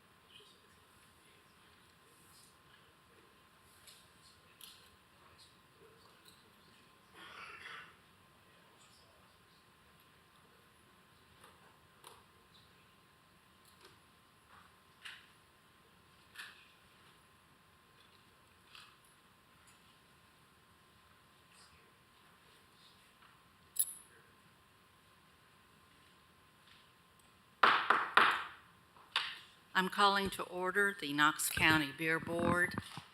Today is Monday, August 21st, and we're going to begin with roll call, please. Commissioner Lundy, Here. Commissioner Durant, Here. Commissioner Oster, Commissioner Ward, Commissioner Schoolmaker, Here. Commissioner Hill, Here. Commissioner Lee, Commissioner Beeler, Here. Commissioner Daly, Commissioner Jay, Commissioner Frazier. 10 members present. Thank you. We do have quorum. We also are joined up here by representatives of the Knox County Clerk's Office and the Law Department. If we could all please stand for the Pledge of Allegiance that will be led by our Law Department.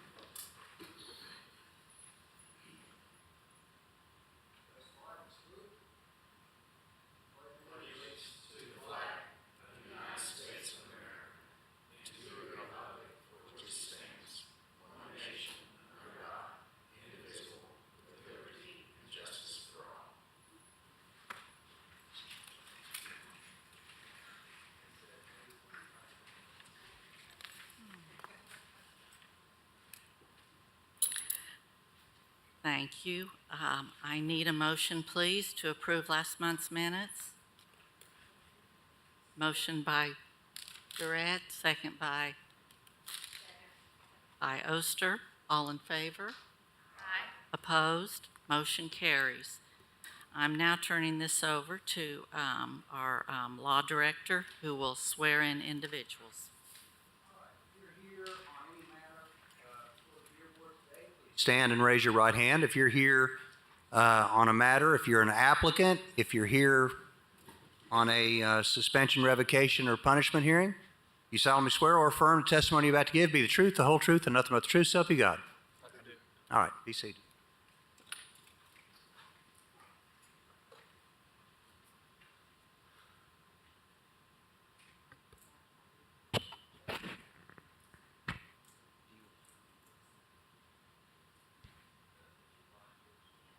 If you wish.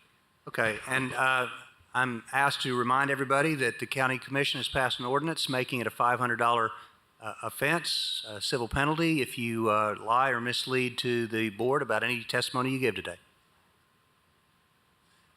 You're welcome. All right, thank you very much. We'll move on to applications. Ms. Clerk? First one is Yogi Melody Corporation, and it's off premises District 9. Thank you. Please come forward. How are you? Good, thank you. How are you? Good. If you could please give us your names and your county of residence. Yeah. Yogi Patel and Sarojben Patel. Okay, and speak into the microphone, please. yeah, Yogi Patel, And Sarojben Patel. And you both live in Knox County?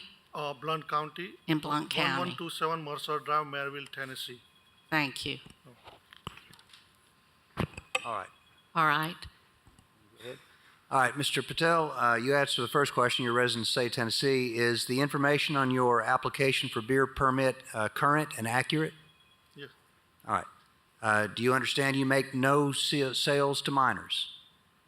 I'm sorry? You understand that you are to make no beer sales to minors? Yes, sir. All right.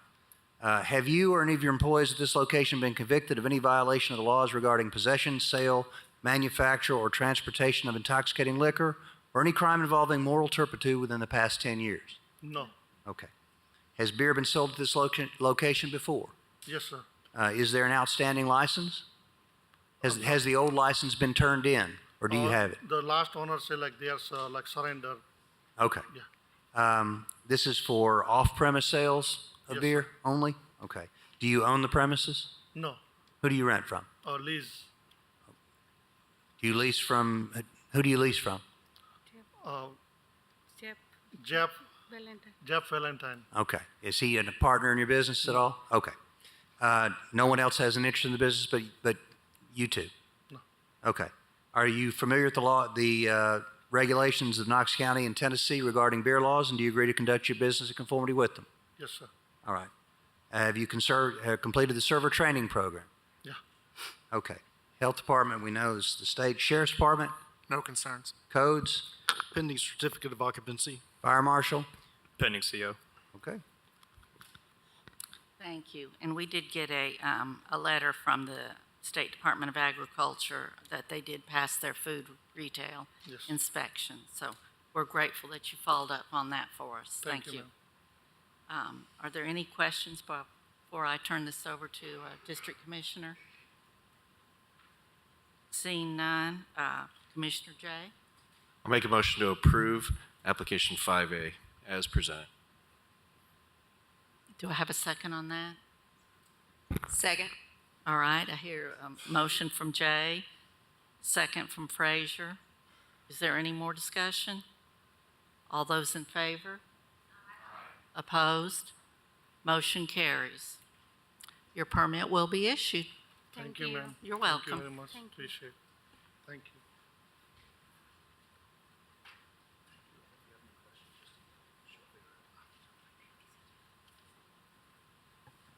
Next agenda item, please. Next one is Lucky Corners, 6400 Maynardville Highway, District 7. Anyone involved in that, please step forward. Thank you. Would you give us your name and county of residence, please? Rafiq Sumar, Lucky Corner, 6400 Maynardville Pike, 37918. All right. We'll have a report from our billboard inspector. Why are we here today, sir? Yes, sir. On July 24, 2023, Detectives Knox County Sheriff's Office conducted an underage beer buy, the 6400 Maynardville Pike. The arrestee failed to look at the underage person's ID and sold him a 3-pack of Modelo. All right. And this is the third offense for this business within the past 12 months? 12 months? Yeah. Right at it. November 22, April 20? Yes, it is. Yeah. All right, sir. You've heard the report from the officer. Do you admit it or deny it? Yeah, I admit it. Admit it? Okay. What steps have you taken to keep this from happening again? Actually, what's happening to me is between this second and third offense, I hired 6 people. Nobody wants to listen. That is the problem. And actually what happens is they do the scanning and everything in front of me when I'm there. And when it's a line, and they see that he's old enough, tattoos, all that, oh, he's old enough. So I fired like 5 people in this 4 months. I'm struggling because of that. What I have decided is I'm going to put 2 employees. One is going to check just the ID. That's what I did now. So I think that should be, okay. And I put signs over there. Spanish people, there are a lot of Spanish people, they come to me, they come at the store, so they don't understand English properly, so I've made, in Spanish too. So I don't know what should I do more. And increase my own timings. I'm standing there more time.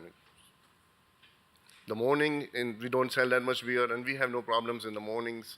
Only the problem is in the evening time when it's a rush. They get confused or something because they're alone, so I put one more cashier with them. And now I hired one guy so that he's going to check the ID only. Madam Chairman, turn it over to you. Thank you. I do notice you've had your permit since 2010 and did quite well until just this past year, it appears. Yeah, I'm running this store for 13 years. Never had that problem. All right. And suddenly, I don't know why it's such a big deal. It's just, if a person is coming, he's underage, you can easily figure it out that, yes, he's underage. And the reason why, what they are saying is, that guy who came last time, he had a tattoo in his hand. So in Florida or somewhere, I don't know, it's illegal to have, tattoos under 21. So that's what he was assuming, and that's what he was not even looking. He was just texting on his phone. Just not paying attention. Are there any comments? And we have the scanning system. That is very easy. Can you please provide me the ID? It's so easy, just have to scan it. I understand. I hear you. Does anyone have any comments? Commissioner Schoonmaker? Thank you, Madam Chair. Do your employees understand that if they sell beer to a minor, they're going to end up having to go to court? So that's what I was discussing with him. You know, that guy who sold to the minor, he didn't even told me. I got a phone call from the clerk office. Kathy, she called me and said, hey, you know that you have to attend the meeting? I said, what kind of meeting you talking about? He said, you have a beer violation. I said, are you serious? That's what I was telling her. I have to ask 3 times. I asked her, is it true, really? I mean, I was so stunned at that time. And then when he went to the court, then he came to me and showed me that the beer violation permit or whatever application has not been submitted at the court. He texted me. And I showed to him too. I mean, I have it on my phone. Court dismissed it. It's been dismissed. So he was saying that, see, I was telling you I did nothing wrong. And he quit the job before even telling me. This thing has happened. He was blaming something else, that I'm busy, I cannot work and all that. And he quit the job. And then when I got the phone call from her, I was like, really? Okay. So Sheriff's Office, when you issue that citation, there's no process to notify management that they were in violation of selling beer to a minor? No, sir. Okay.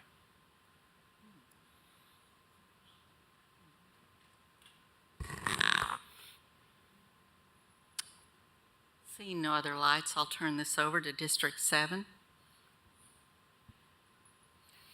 I have some real concerns about this, selling to under. Having problems. Okay, sorry. I'm very concerned about serving to underage young people. Mr. Law Director, I just wanted to make sure, is it the 3rd violation, suspension of their beer license for 90 days? Under our ordinance, 3rd violation, you may offer the violator a choice between a 90-day suspension or a $2,000 fine. No, you don't have to. Okay. I guess we have an option, but I'm gonna. I want to make sure this time, this is the final time. It's not going to happen again, that's for sure. I'm making a. I would ask, do I make a motion on this? Yes. That we suspend his law license for 90 days? Beer license, I'm sorry.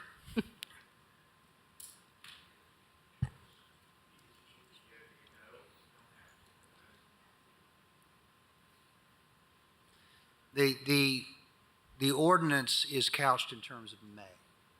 So these are penalties that were put in place to have some level of consistency amongst violations, but you are not required to follow this. It's really up to you.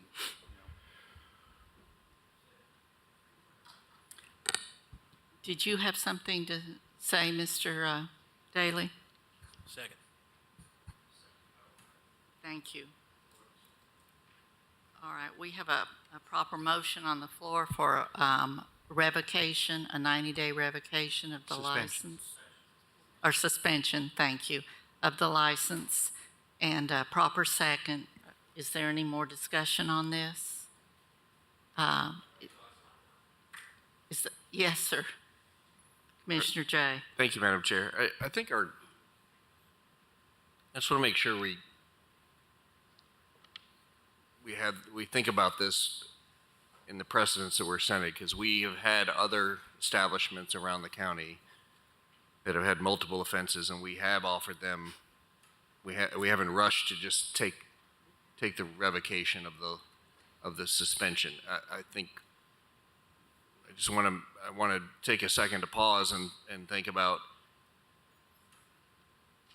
an applicant who's come here who's said, yes, we made a mistake, we're having staffing issues, and while he understands the issue at hand and is trying to find a way to stem that in the future, and yes, he has violated, a third offense.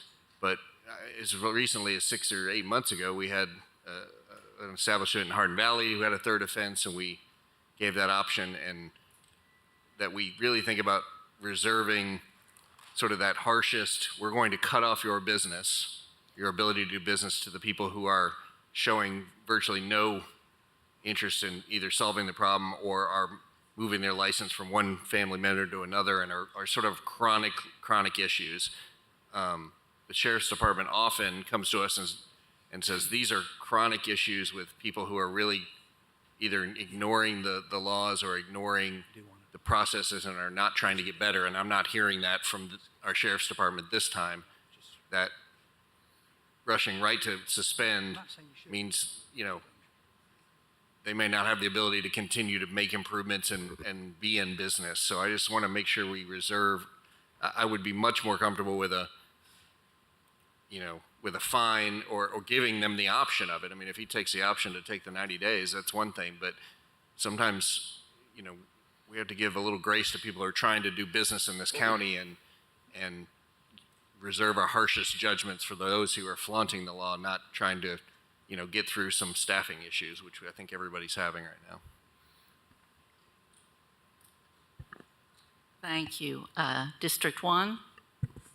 I just want to echo Commissioner Jay's comments. We always give people a choice, so if we don't give them a choice, I'm voting no on this. Thank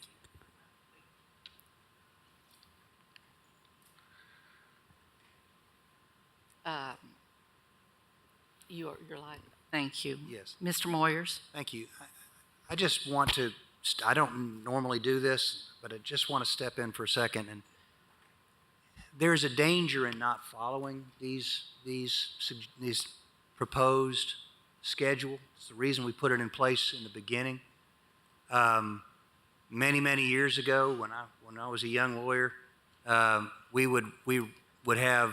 we had rules regarding how close you had to be to various kinds of establishments if you were going to sell beer. We were permanently enjoined from enforcing those because we weren't doing them evenly. Some places we'd waive it. Some places we would make them meet the requirements. And eventually, we told somebody they couldn't open up, and they took us to federal court, and the federal court permanently enjoined us from enforcing them because of disparate enforcement. So while you do have discretion, I think that unless there's something really that stands out about this, it is somewhat dangerous to start putting down penalties ad hoc. Because if we do that too much, it can have the effect of a finding of disparate treatment, and then we may lose some of our ability to have discretion in those cases where we need it. So just wanted to point that out, that there's a reason these things are in place.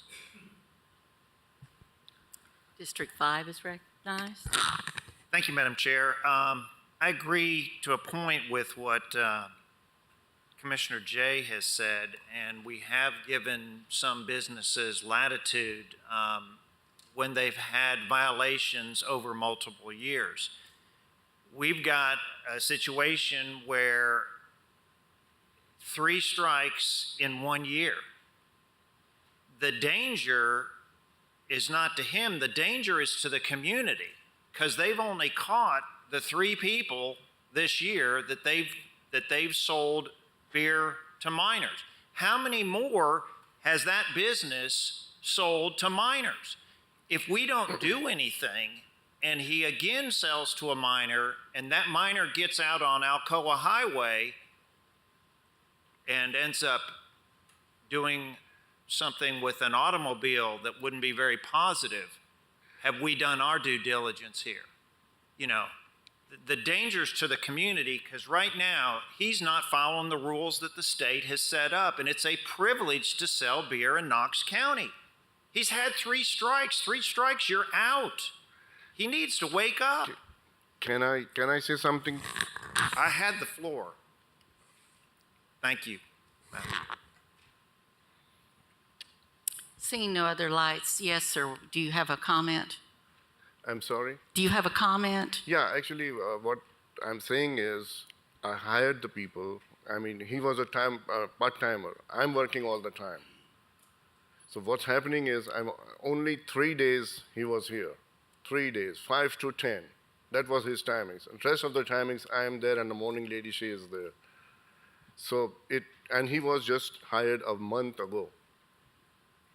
So do I hear you say you work the business full-time? Yes, I'm working at the cash register. And 100% nobody can get from me. No way.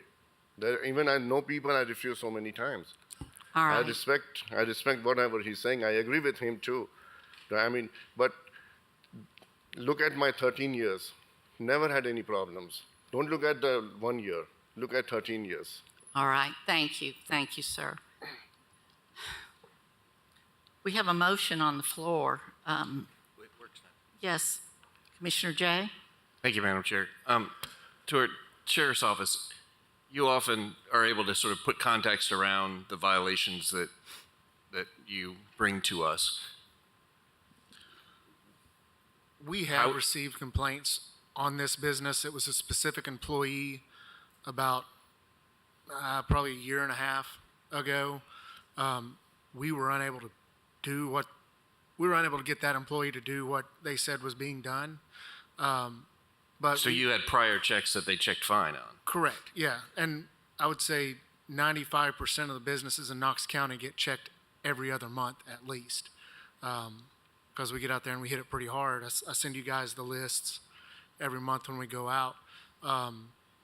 It is disheartening to see 3 in 1 year. I can look and see if it was the same employees, different employees, if they checked the IDs or they didn't check the IDs. But this business had been on our radar prior to November. But you did check it. I mean, do you know how many other visits you made that they checked? I would have to go back and look, but I would bet to say it's monthly for at least the last 3.5, 4 years since I've been doing this. So, out of 3.5 to 4 years, monthly, they've done exactly what they Correct. should, with the exception of 3 times in the last year, which may or may not be tied to the same person. Correct. Okay. I would just politely ask the maker of the motion to consider.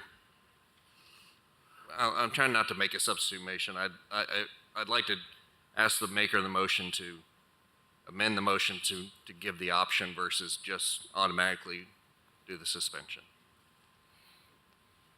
All right. If you could hold that just a second. Commissioner Frazier, did you have a? Oh, I got the lights mixed up. I'm sorry. Commissioner Lee?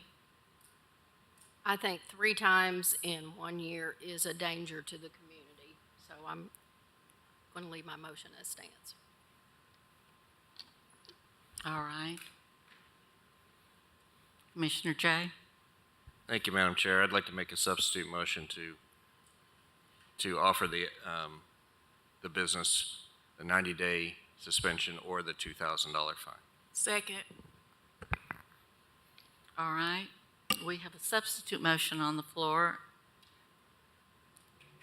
to give the business the option. Was that your wording? Give them the option? Yeah, to follow the beer board The rules as laid out. $2,000 fine or 90 90 day days. suspension. I'll say this too, that if for some reason that there were to be another violation or something in the future, I say great, suspend the whole thing and go for it. I'm trying to look at the entire body of every applicant, and it's not always black and white. And so that's why I'm trying to offer some additional consideration to somebody who seems to be focusing on the right solution, and a sheriff's office that doesn't see this as one of our dire problems. We got enough dire problems in this county. All right. We do have a proper substitute motion on the floor to give the business the choice of either the suspension or the fine. Is there any more discussion on this? Seeing none, all those in favor? No. Opposed? Yes. I believe we need to take a roll call vote on that, please.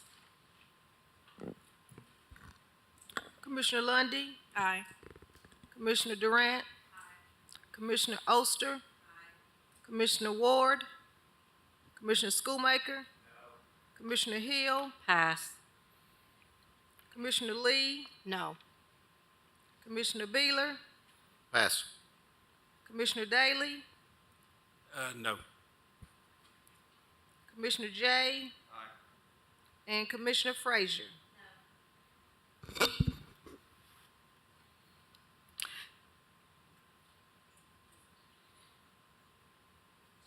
Do the passes wish to vote? Commissioner, no, remaining to pass. I'm also remaining to pass.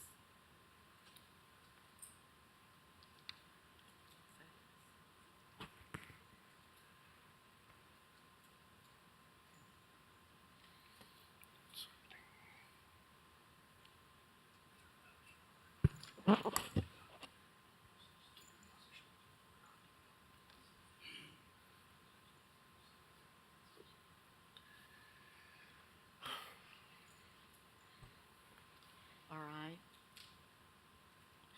Motion fails. We're back to the original motion of a 90-day suspension. Did you Just a have point of comment? order, Madam Chair. Yes, could you please announce the vote? Oh, Ask the clerk to I announce the vote. apologize. Thank you. The initial vote was 4 yea, 4 nay, with 2 passes. The passes fall as a nay. So we're back to the original motion made by Lee, seconded by Daly for a 90-day suspension. And we'll do roll call again on that, please.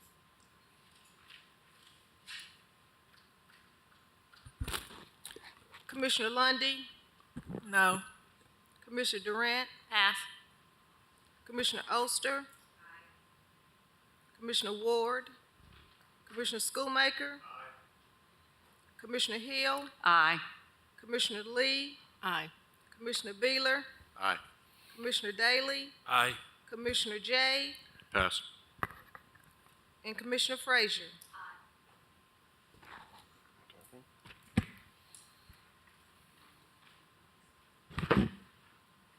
That motion passes 7, 1, and 1 pass.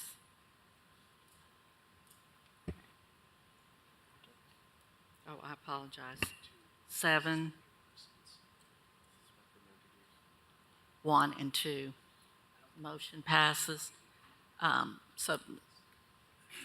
Sir, your license is suspended for the next 90 days. Next 90 days.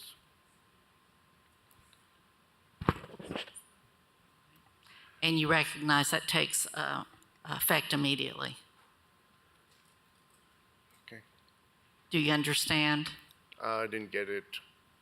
Is it suspended Yes, sir. for 90 days? So from now From right now, for Okay. 90 days. for 90 days? That's correct. Okay. And Sheriff's Department, I'm assuming you'll be making periodic checks on that? We'll check in on it. Just so he's aware, he needs to either lock up the beer coolers or remove the alcohol from public view, Okay. or take like butcher's paper and cover the coolers so people can't see it. Okay. All right. Thank you, sir. Thanks.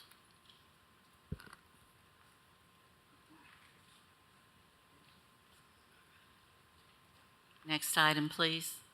Next one is Easy Stop at 7323 Clinton Highway, District 6.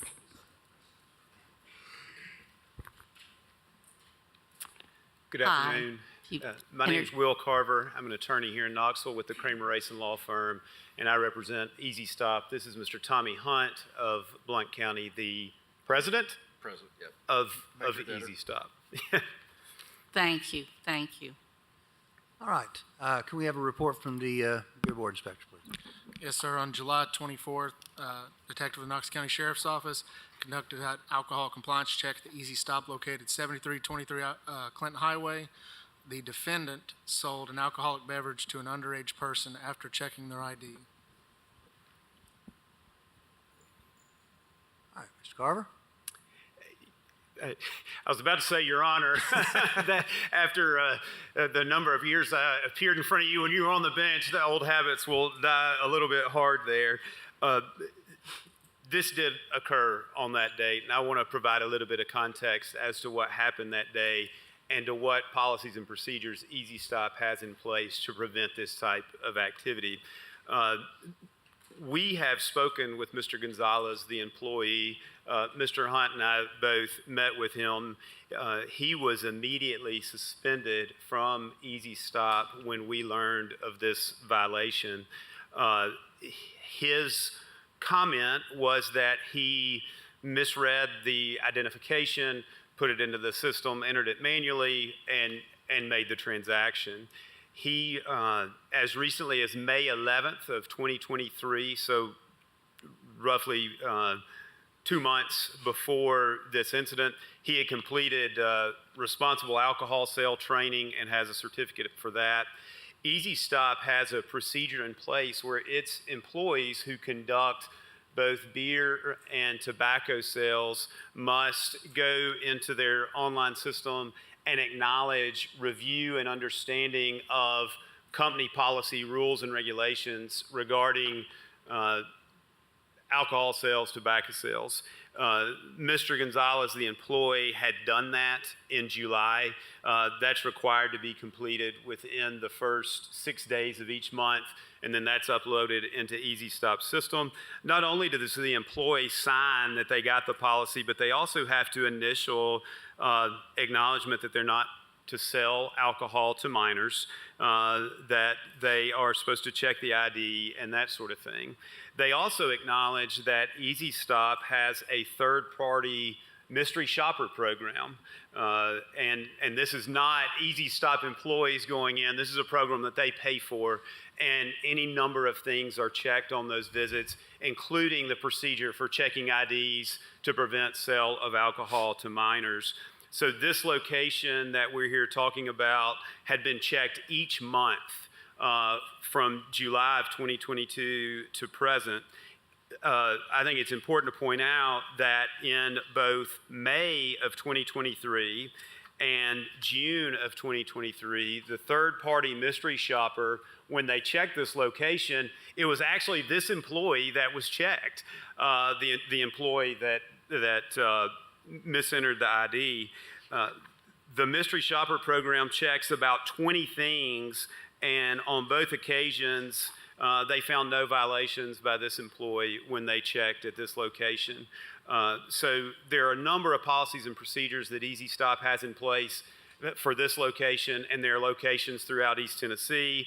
As you can see, this was their first offense, and certainly happy to answer any questions that you all have, either from me or for Mr. Hunt.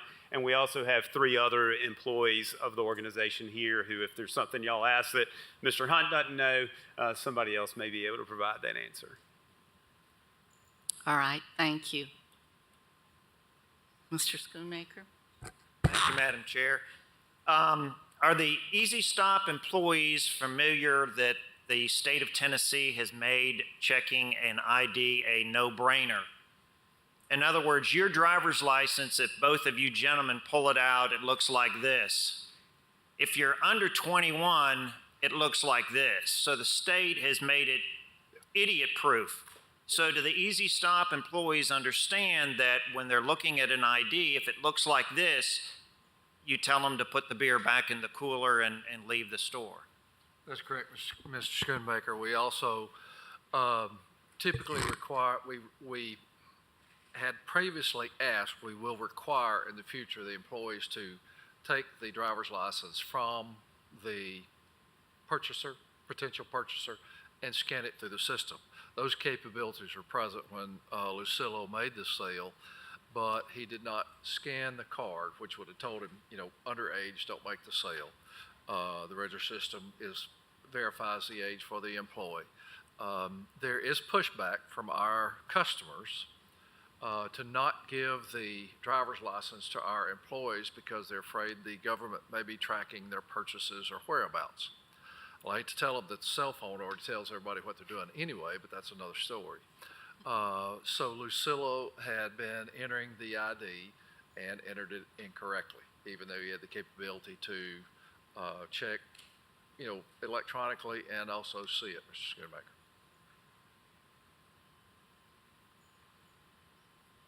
Well, again, they don't even need to put it in any kind of system, because if Yes, it sir. comes out like this, you just say, no, thank you, and send them on their way. You Correct. don't even have to go to the next step. Correct. Any other comments? All right, this is in my district, and I do see that you've had your permit for 6 years, and this is your first offense.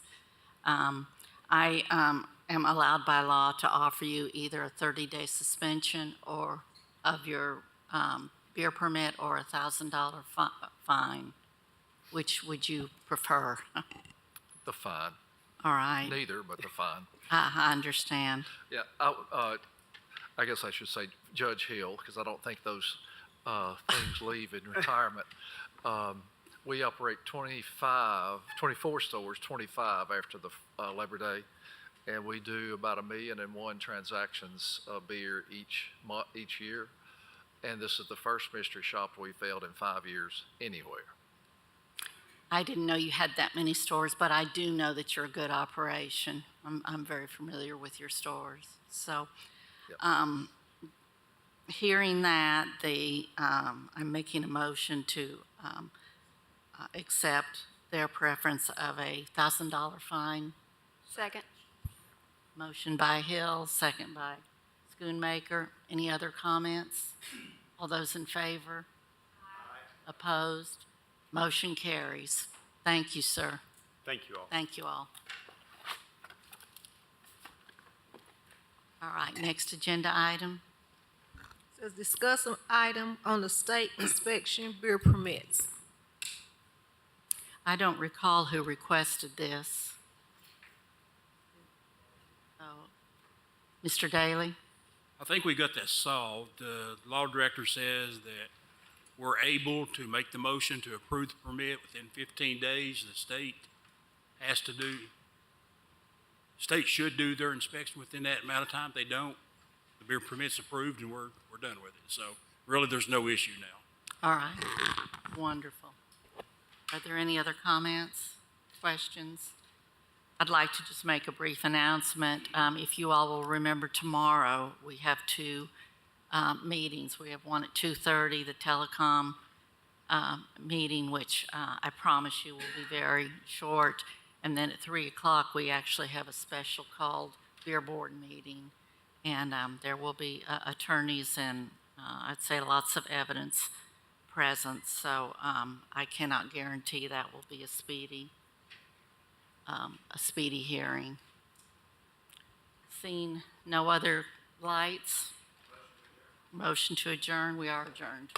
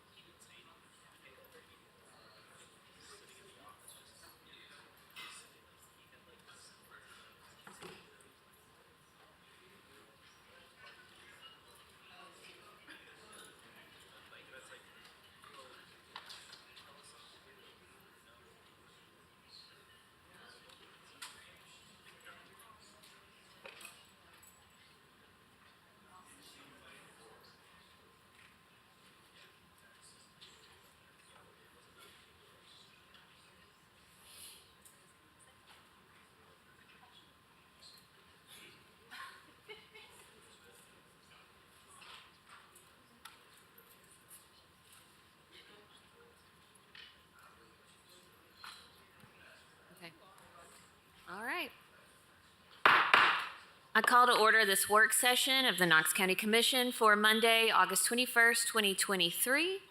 Seated to my right is Vice Chairwoman Terry Hill and Law Director Moyers. Seated to my left is Ms. Kim Ellis and Ms. Haley Evans with the Knox County Clerk's Office. Madam Clerk, would you please call the roll? Commissioner Lundy, Here. Commissioner Darrett, Here. Commissioner Oster, Commissioner Ward, Commissioner Schoonmaker, Commissioner Hill, Here. Commissioner Lee, Commissioner Beeler, Here. Commissioner Daly, Commissioner Jay, Commissioner Frazier. Present. We have 10 members present. We do have a quorum. I will look to Commissioner Frazier to lead us in tonight's pledge. Please stand if you're able with the proper salute for the pledge.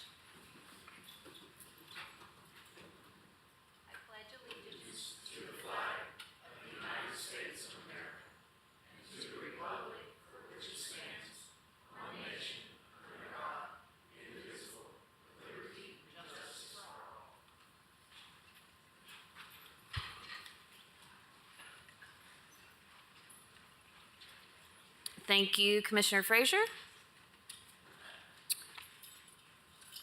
Commissioners, our agenda for this evening will be as follows. There are a few additions. Items 4, 49, and 50 are our additions. 2 deferrals, item number 1 and item number 38 are being deferred to September.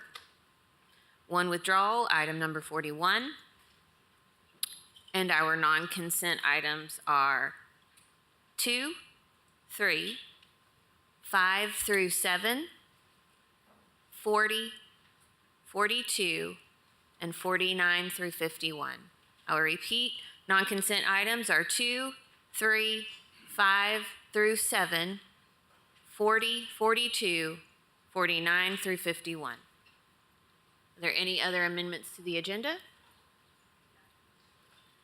Seeing none, is there a motion to set the agenda? Second. Motion by Commissioner Jay with a second by Commissioner Frazier to set our agenda.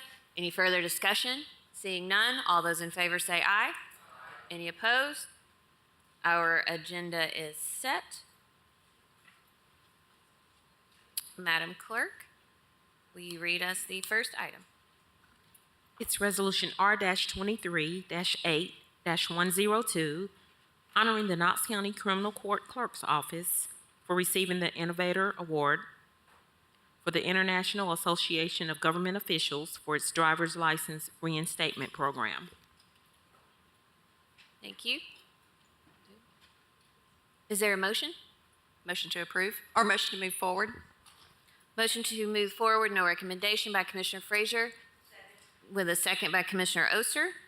Any discussion? Seeing none, all those in favor say aye. Any opposed? That motion carries. Madam Clerk? It's Resolution 103, honoring Knox County Schools for receiving the 2023 Secretary of Defense Employer Support Freedom Award, the highest U.S. government honor to employers for support of National Guard and Reserve employees. Motion to move forward with no recommendation? Motion to move forward with no recommendation by Commissioner Frazier with a second by Commissioner Oster. Commissioner Lee, your light's on? Thank you, Madam Chair. I'd like to join in that motion. You want to be added to the resolution? Yes. Okay. Would anyone else be? I would. Full commission? Yes. Okay.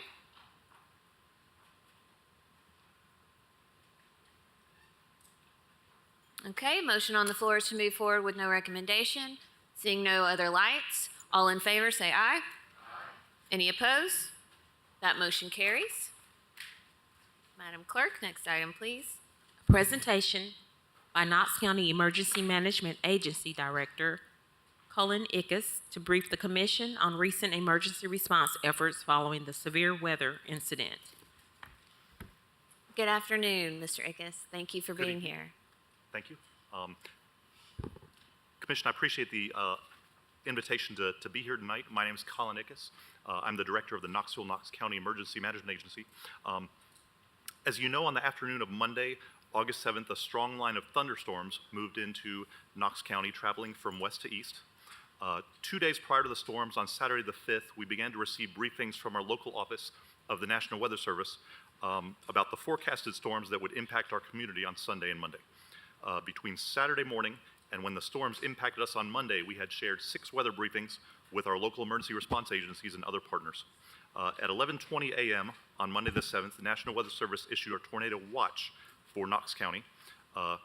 Between 12:42 and 2:39, the Weather Service issued 7 severe thunderstorm warnings for various portions of Knox County.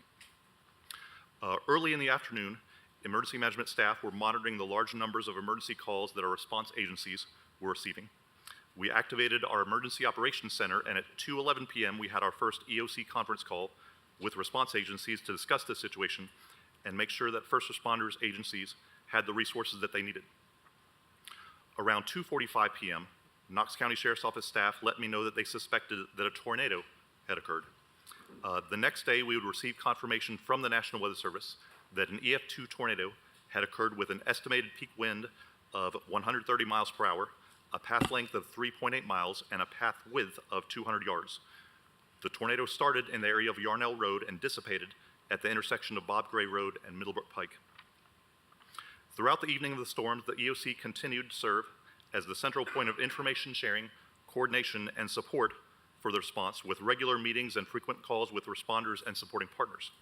We, in collaboration with our partners, addressed issues and shared information including reports and locations of damage caused by the storms, reports of trees and power lines down, locations where traffic signals were down, coordination of requests for assistance clearing blocked roads, coordination of the deployment of traffic signs and barriers, coordination of the response to reports of trees on homes with people trapped, and staging areas for first responders.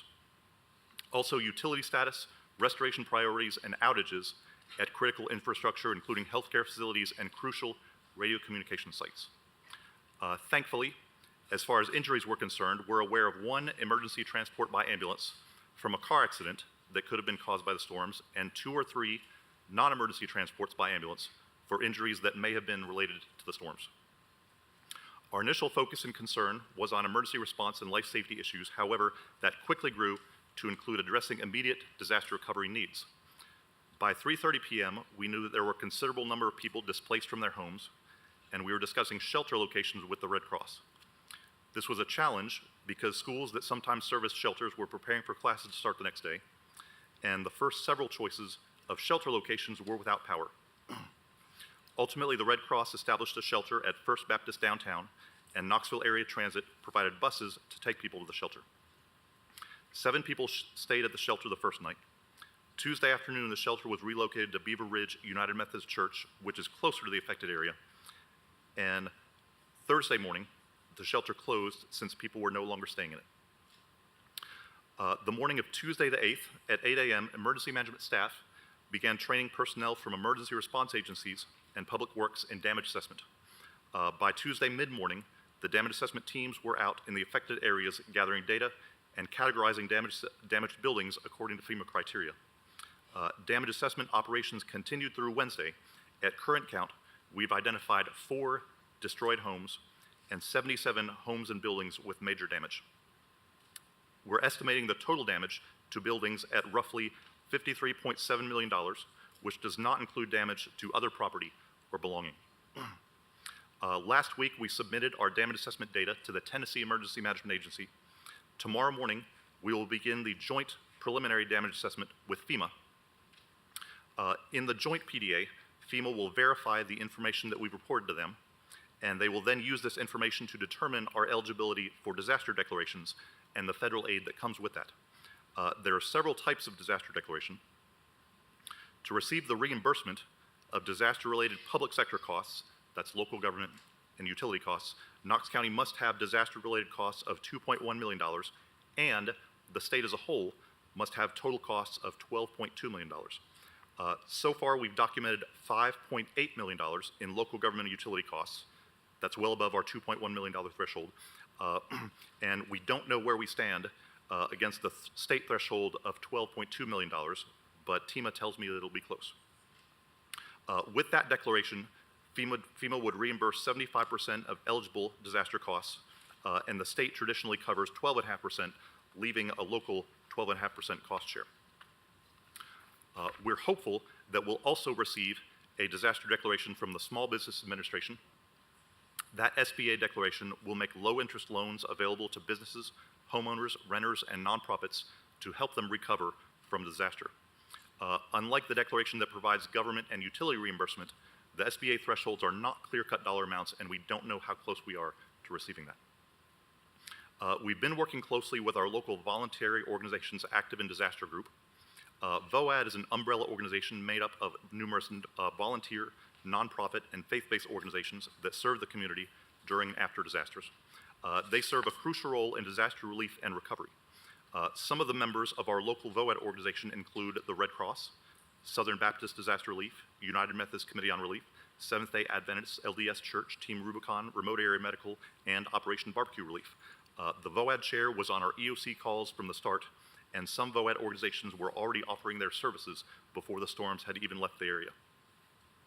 The Red Cross, in addition to operating a shelter following the tornado, opened an intake center at the local Red Cross chapter.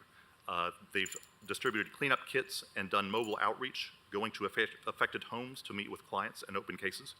The Red Cross has assisted all their clients with community referrals and provided financial assistance to those that qualify. Team Rubicon has deployed numerous chainsaw and debris clearing teams and done roofing tarping. The Southern Baptist Conference and Lutherans are providing meals to Team Rubicon volunteers and providing other services themselves, and VOAD leadership is providing coordination of service requests. People who need shelter or food or have other urgent critical relief needs should contact the Red Cross at 1-800-RED-CROSS. I ask for your help in spreading the word about the Crisis Cleanup Hotline. The phone number is 865-351-0552. Crisis Cleanup can help our community members that need assistance connect with the volunteer organizations that want to help them. They can receive help with things like tree removal, roof tarping, or removal of damaged drywall or flooring. The Crisis Cleanup Hotline remains open through Friday to receive requests. At last check this afternoon, Crisis Cleanup had received 237 requests for assistance. A few of those are outside Knox County. Of those, 55 requests have been claimed, meaning that a relief organization has put that one on their to-do list, and of those, 44% have been marked as completed so far. This is also a good time to remind people to sign up for Knox County Alerts. When you sign up for Knox County Alerts, you can choose to get alerted by text, email, or voice phone call. You can also choose the locations that you would like to receive alerts for, such as your home address or work address. The system will automatically relay warnings from the National Weather Service for things like tornado warnings or severe thunderstorm warnings, and it can also be used by 911 to send warning message for other types of emergencies.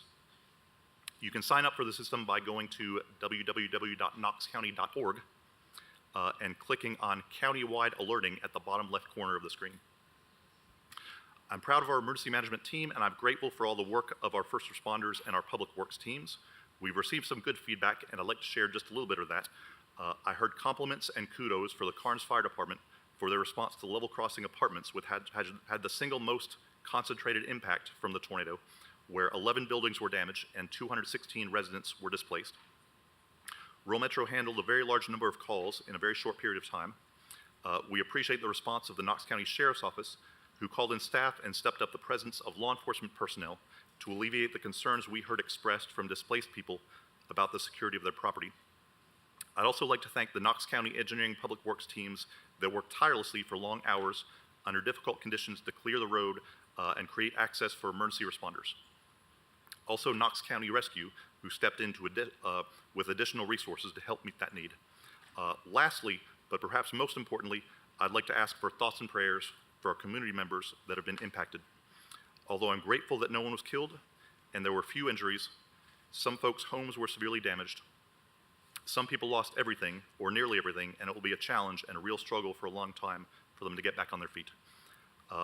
If anyone would like to help, I'd encourage them to donate to the American Red Cross and to Team Rubicon, as I've done, or to the trusted disaster relief organization of their choice.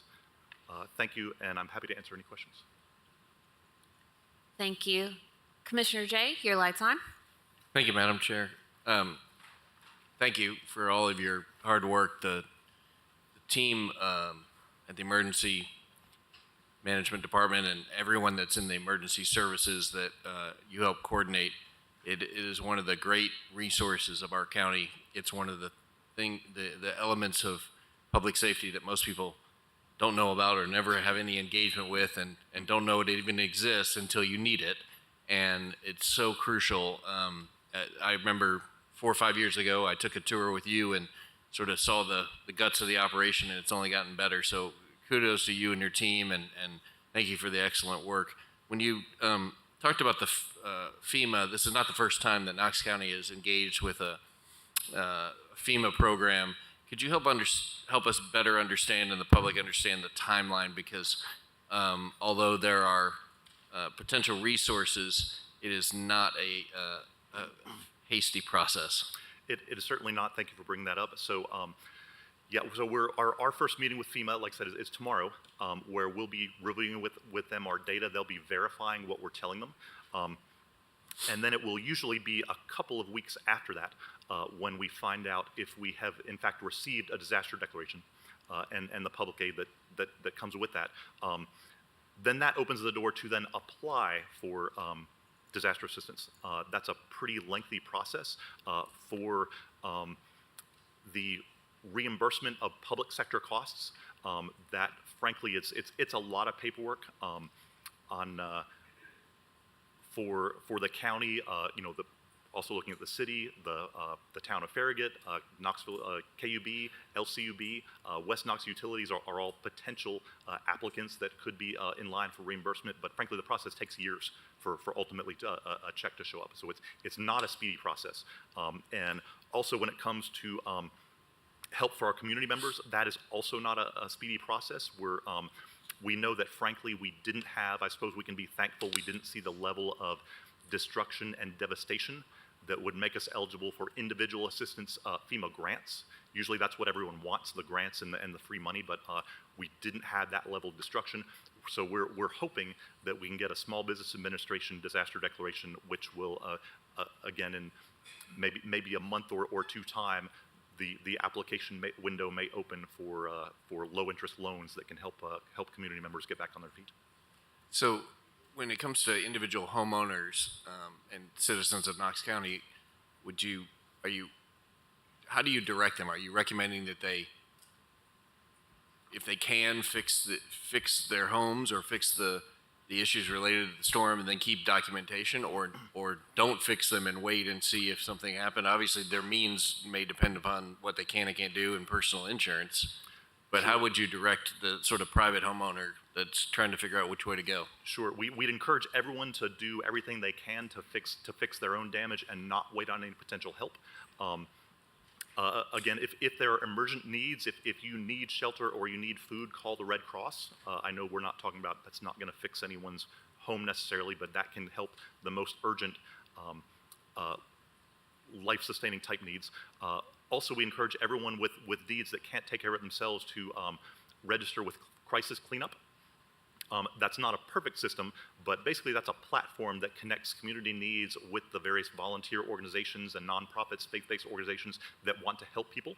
And so it's not a guarantee, unfortunately, of service, but by registering with Crisis Cleanup, that puts you on the radar for the different relief organizations that want to assist. And again, to answer your question, no, you don't want anyone to wait.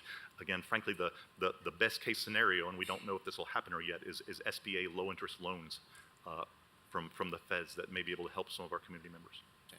Thank you, and thank you again for all your hard work, sir. Commissioner Frazier. Thank you, Madam Chair. Director Ickes, thank you so much for being here and giving us that report. It's very much a lot of moving parts, and I applaud your efforts because I know what goes into it. I really want to just take this moment, this opportunity to thank a lot of people. So to my colleagues, just bear with me here. Again, all of our emergency response agencies, thank you so much. Again, you're the type of folks that we're so glad and grateful that you're there. We hope that we never have to use you, but you all you responded quickly and were very attentive, and I'm just very grateful. I also want to thank our county engineering and public works. I mean, you just knocked it out of the park. This county is so fortunate to have a department that truly, truly, and deeply cares for its citizens. And Jim Snowden and his team, they just really nailed it. So thank you so much. Our utility providers, they were doing all that they could. I mean, they were really busting their humps to try to get our citizens just power back on. I think it's really difficult when you don't have power for up to 10 days. You really start to see how dependent you are on technology. So that was really tough. All of the partnering organizations that you mentioned, all of our small businesses that stepped up and donated items, things that you don't think about, like toothbrush, deodorant, gift cards for meals, coffee for utility workers and county workers. We just had a ton of small businesses who raised their hand and said, "What can I do?" So I want to thank you all. Our churches, we had lots of churches who did the same thing. And I really want to take a moment to thank my colleagues. I know several of you, got out there, boots on the ground. But I really especially want to thank our District 3 Commissioner, Commissioner Oster. I was so proud to be kind of her wing girl for this week. Her district was hit the hardest. It kind of pours into District 6 a little bit as well. Just tons of boots on the ground, going door to door and checking on constituents, making sure that they had generators for oxygen machines. District 3, you are really well represented. And she really fought for you that week to get you what you needed in such short periods of time. So I want to thank her for caring so deeply about the people that she represents. Also want to thank the mayor for approving our push for the debris pickup. That was something that, we were really hammering. Our citizens need more. They need more. They need more. And so that was really great when everyone could come together, and all of you that worked behind the scenes. I know that was a collective effort, and I want to thank you all. Mandy Benedict in Constituent Services, she was fielding massive phone calls every day and directing people. And I know that there was so much that went on behind the scenes, and I want to just express my deep gratitude to you all. Colin, one thing that we talked about on the phone was I had a question about, could we expand our response network? And one thing that I found in helping Commissioner Oster in her district, Commissioner Hill in her district as an at-large commissioner, was that I was very surprised that we didn't have more, especially churches in every district, with some sort of response-ready initiative. And so you and I talked about it a little bit. I talked to Mayor Jacobs. One thing I would like to see us moving forward is maybe partnering with more churches and districts, because when something happens like this, you need large buildings, you need large amount of people to help, and you need a heart for service. Those are our church folks. Those are our community of churches. And so going forward, I would love for you all to help me work with Director Ickes and maybe expand our church network. So every district has 2, 3, maybe even 4 churches who are ready to respond if something like this, God forbid, ever happens again. So thank you again. Thank you for keeping us informed. That's another thing. I would love for Commission to receive more information. This was my first time around, being a commissioner, and something like this happened. So I was on the phone, I was calling. I know I was probably driving a lot of people crazy, asking a lot of questions. And we talked about this too, is that we as commission, we tend to be the first line of communication. We're the first call. What do I do? Who do I call? And so going forward, we talked about having that, at hour 0, we get the communication of, this is how we're responding, here's who's responding, here's who you call, here's typically how this works. And so I look forward to that too. And I just thank you very much for what you do. Yes, ma'am. Thank you. And I agree with you, and I appreciate the feedback. We would love to connect if you're familiar with any specific faith organizations. We'd love to connect them with our Red Cross partners to our Red Cross has expressed a willingness, and they're eager to work with those groups and provide some training and look at the potential for congregations that are willing to serve as a shelter. We would love to do that. Also, I appreciate the feedback with information sharing and what I would like to do. And again, we're always looking to improve and fine tune here. I'd like to add commissioners to our weather briefing distribution list. Fairly regularly, we get weather briefings from the National Weather Service about impending potential weather emergencies like this. It could be winter weather when it comes to that. So that lets us be forward-leaning. We share that with our emergency response agencies. I'd love to share that with Commission as well. And I appreciate very much your patience with me. But yes, we'll so that's on the front end. On the back end, we'll make it a point to step up the tempo of our information sharing updates. We realize the importance of keeping leadership in the loop, so thank you for the feedback. Thank you. Commissioner Oster. Thank you for your hard work. I know we'll try to get through this. Last week was an emotional time, needless to say, for a lot of people in my district. And I mean, you could drive through District 3 and it looked like a war zone.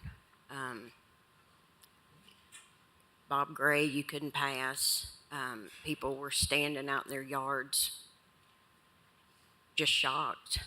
I think Commission, a lot of times we know that it's kind of on-the-job training, but I think I got more training that week on emergency response and utilities than I thought that I would ever need. I want to echo what Commissioner Frazier said, and I appreciate the kind words. I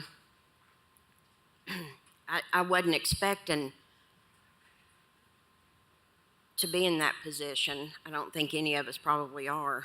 But when I get a text that a 91-year-old lady is bedridden and she hadn't had her oxygen since the storms hit, and we have to rush to find a generator or get LCUB to send out 2 emergency trucks because we just had a constituent brought home for hospice and I didn't want their family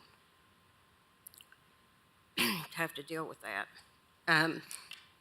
So it was an emotional week.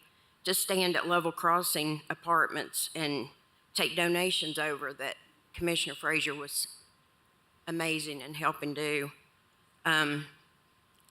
They lost their home base, and it was rough. And I don't want to forget anybody that helped, but I have got to give a shout out to Shannon Littleton, who's the GM with LCB. He was a rock star from Monday night till Friday afternoon. We were texting probably every 10 minutes. It goes without saying, Jim Snowden and his staff, they were in a tough predicament because they couldn't get over to get trucks over and get trees out until LCUB could clear it. And Bob Gray took the lines down, the trees down, and they were working as hard as they could until the early morning, and Jim stayed right in contact with me. Mayor Jacobs helped on Tuesday.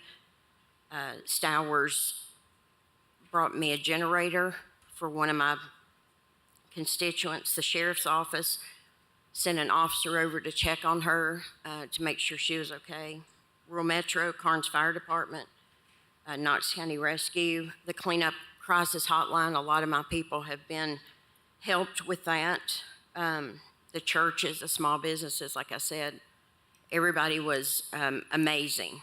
And we still have, we still got to get all the debris up, which we're working on.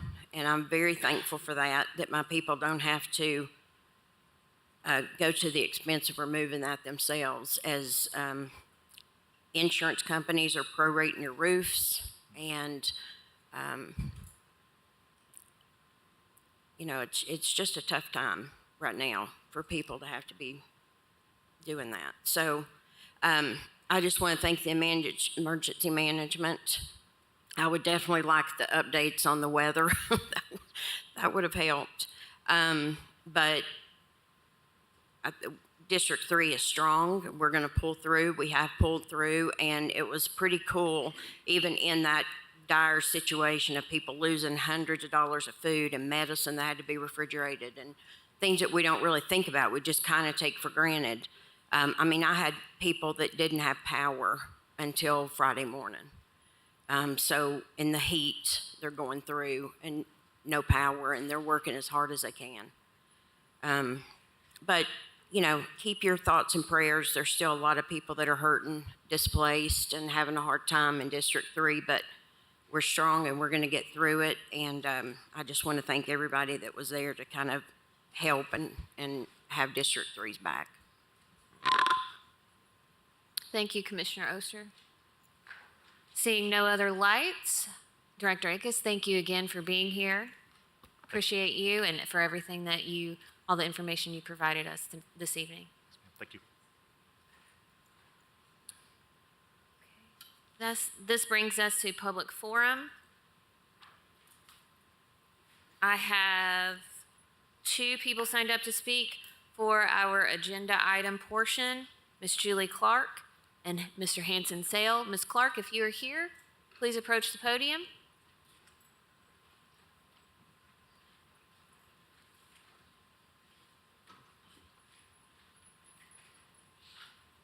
State your name and county of residence, and you'll have 5 minutes. Good evening. My name is Julie Clark, and I live in District 9 at 2516 Bella Vista Lane, Knoxville. Good evening. As you may recall, I appeared before you last month seeking support for an ordinance on short-term rentals in Knox County. A dangerous and disruptive party occurred on July 8th at an Airbnb bordering our property. The property involved approximately 40 or more people at an unauthorized event in a small 2-bedroom home. The address was distributed through Snapchat. Vandalism occurred at the unit, and we feel our safety was also put at risk. The unruly, screaming partygoers parked on and traversed the 700-foot section of our driveway that leads to the property, starting at 11 p.m. until police finally responded at 3 a.m. Partygoers entered our driveway repeatedly looking for the home and shouted profanities at my family when asked to leave. No signage was posted by the property owners directing guests to the unit, even though GPS is known to not function correctly in our rural neighborhood. We were unaware of the Airbnb unit when we searched the site to obtain contact info for the management and found the listing. I contacted Commissioner Daly the following day regarding zoning restrictions and regulations. We found that no rules exist in Knox County codes regarding the units. Commissioner Daly responded quickly to the issue and expressed interest in compiling a strong ordinance with the county. We live in an area of East Knox County close to Sevier County, 7 Islands Park, and much natural beauty and households. We are particularly at risk of having our neighborhood exploited by investors due to being right next to the tourist hub of Sevier County. Knox County must implement protections in the interest of residents, properties, and housing affordability. Shortly following the incident, the listing was removed from the platform by Airbnb after many neighbor complaints. The property owner decided to put the house back on the market immediately for quick sale. Despite the previous issues, it was marketed as a former and potential short-term rental and a so-called paradise. In late July, because we value our right to free speech and protecting our neighborhood safety, we put up a series of lawn signs on the 700-foot section of the private driveway that crosses our property on the way to the unit. The signs detailed our thoughts on short-term rentals in the neighborhood, marked the property lines, and discouraged theft and trespassing. Another neighbor followed up with signs of his own regarding property boundaries. On August 13th, our signs were stolen. Coincidentally, the house started showing that weekend, and drone footage of the property was filmed. We have since replaced the signs and have been asked today by the property manager to remove the signs, and we have refused. We feel bullied in a neighborhood where we usually feel incredibly safe. We built a very modest forever home in our family neighborhood and will do whatever we can to protect the peace and safety of our neighborhood. Our community has been subjected to crime, vandalism, and theft due to those wishing to extract profit from a peaceful family neighborhood. I was raised to believe in the tenacious spirit of folks in East Tennessee and Appalachia. My Navy veteran father was born in East Knox County and raised his siblings here after a family tragedy. Our families have a rich history in East and South Knox County, going back centuries. Our spirit and dedication to keeping our communities tight-knit, safe, beautiful, and just give Knoxville its beauty and charm. Our rural communities are paradise because of the work everyday folks do to make it so, not because of investors. Please keep in mind the needs and safety of communities and taxpayers that make Knoxville a desirable place to live, work, and visit. We will not be told that it is not our business to know about rental units in our communities. When short-term rentals are operated in neighborhoods where the owners are not available to respond to issues, it becomes our business. Enacting regulations on short-term rentals sends a solid message to Knoxville residents that we are valued and heard in the county and by our Knox County officials. Knoxville residents are the primary taxpayers in this area and keep Knoxville running day to day. We urge you to take action on this issue. Our ideal ordinance would include a required permitting process for short-term rentals, business licenses and taxes, notifying nearby and abutting properties of intents to create short-term rentals, and a designated contact to respond promptly to issues. Regulations would also protect property owners, discourage theft and trespassing, and foster community relationships. Please keep Knoxville beautiful and safe and support an ordinance to short-term rentals in Knox County. Thank you. And I was wondering if my husband could share a quick quote from his father. He was a really beloved figure in the community, and we just wanted to share a quick quote from him, if that's okay. Very quick. Okay. And please state your name and county of residence. My name is Avery Leon Clark, IV. I just wanted to say this quote from my late father, just to, it kind of may give you some insight to how we feel about our land. So it says, "The great horned owls are calling tonight. I am thankful for our home. Our home is wooded, wild, and free, free from the malevolent, free from those who view nature only as a commodity to be plundered and sold." Thank you. That's all. Thank you. Next on our list is Hanson Sale. Good afternoon, Hanson Sale, 609 Y Scarborough, Knoxville, Tennessee. I'm here on behalf of East Tennessee Realtors, formerly known as the Knoxville Area Association of Realtors.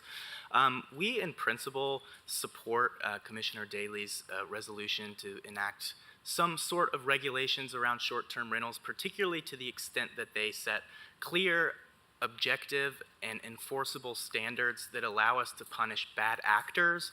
But at the same time, we also fundamentally oppose anything that would infringe on a property owner's right to use their property in the way that they see fit and in its highest and best use. Short-term rentals are a unique product in that somebody coming to Knoxville, say you're with a group of friends, you want to come to a UT football game and you're choosing between 3 hotel rooms or a house to stay with your friends. It's a unique product that we need, so we do oppose anything that would prohibit short-term rentals in certain areas, owner occupancy requirements, things of that nature, but it's certainly a good idea to have regulations in place so that the bad actors and their bad actions do not come at the expense of good actors. So we are supportive of this resolution and would like to be involved in the process of creating such regulations as we move forward. Thank you. All right. Thank you.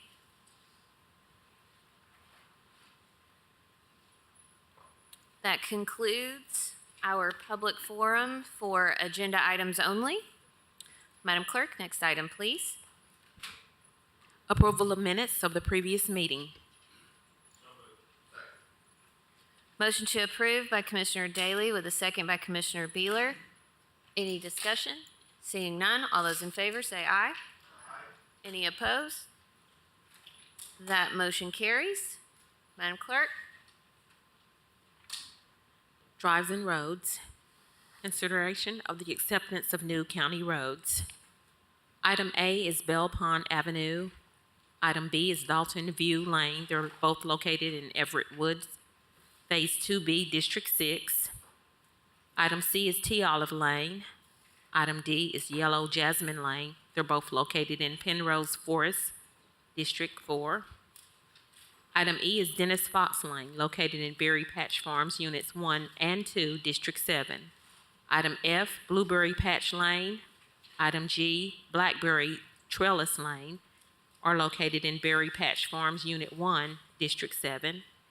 And item H is Judith Fox Lane, located in Berry Patch Farms, Unit 2, District 7.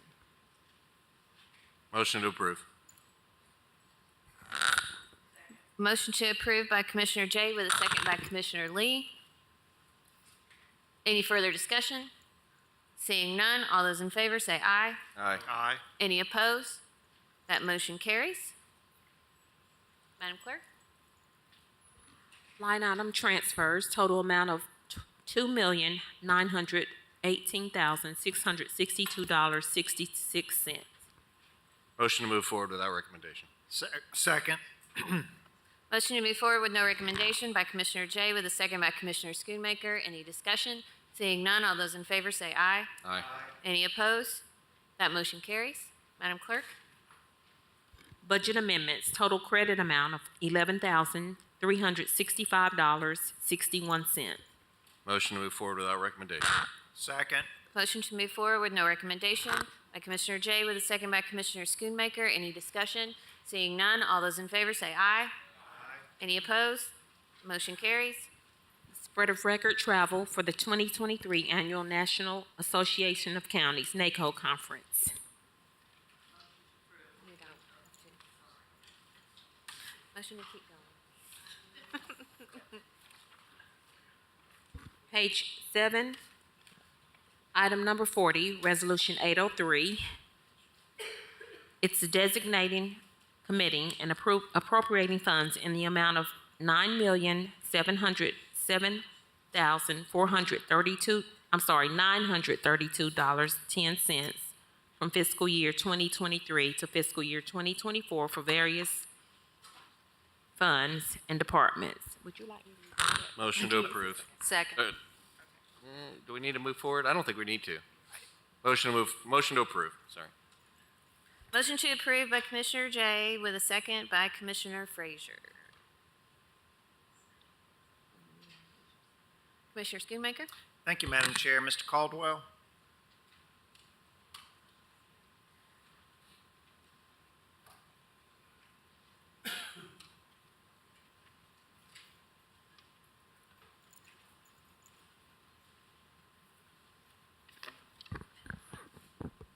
You ready? I'm ready. I think it's great that you designated funding for the Election Commission to purchase more printers, so hopefully that will work well in March of next year. I see that we're making some great improvements for the Sheriff's Department for $1.5 million, which is great. And let's see, my other question under non-departmental, there's an allocation for the Roan State Foundation. Could you explain what that is? If you would like, the president's here, and he could come and speak to that if you would want to hear from him instead of me. Sure. If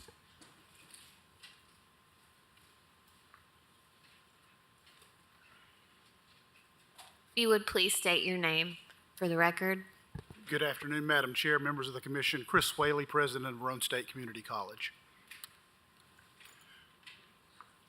Would you like me to respond, Commissioner, or do you have a specific? Yeah, okay. if you just All right. brief us what the $100,000 expenditure is for. Absolutely, sir. The critical shortage of healthcare professionals in our state and in our nation has only grown worse, as everyone knows, during the pandemic. And although it is natural that most Knox Countyans don't associate Roan State Community College with Knox County, Roan State is charged by the Tennessee Board of Regents with a very important, limited, and specific charge, and that is to educate and train healthcare workers in Knox and in Blount counties outside our other service area. Knox County is served very well, extraordinarily well, by our sister institution, Dr. Wise, and all the wonderful folks at Pellissippi. But Roane State is charged to provide healthcare professionals in this region. We have done this for many years. We have provided healthcare providers out of a 16,000 square foot facility on Hayfield Road that sits in the shadow of Jewelry Television. And from that facility, we turn out graduates, some 70% of whom stay here in Knox County and work. But they just aren't enough. We need to graduate more nurses in particular, but also more EMTs, more paramedics, et cetera. So through an allocation, we're very grateful to Governor Lee and the General Assembly of $67.5 million and a donation of land by Covenant Health System. We're going to be building a new health science facility on the campus of Park West Hospital. And from that facility, we're going to be able to more than double the size of our nursing program and expand our EMT, AEMT, and paramedic program by more than 33%, as well as add additional programs. This will also be home not only to Roane State's health science programs, but also to the health science programs of TCAT Knoxville. And Nick Hill is here and can address any questions from TCAT. The $100,000, sir, is the part of our quote-unquote match when entities within TBR and other public higher ed institutions are granted funds to build. We always have to have skin in the game, and that's very appropriate. So we have been out getting the word out, and Scott Neerman, the executive director of the foundation, if you would consent, Madam Chair, we have a brochure that gives a synopsis of the project that we'll be glad to hand out. This is an ask for the county to support our endeavors to finish this project out, to churn out even more qualified health professionals in Knox County to serve Knox Countyans and all those in the greater Knoxville region. And is this a one-time expenditure?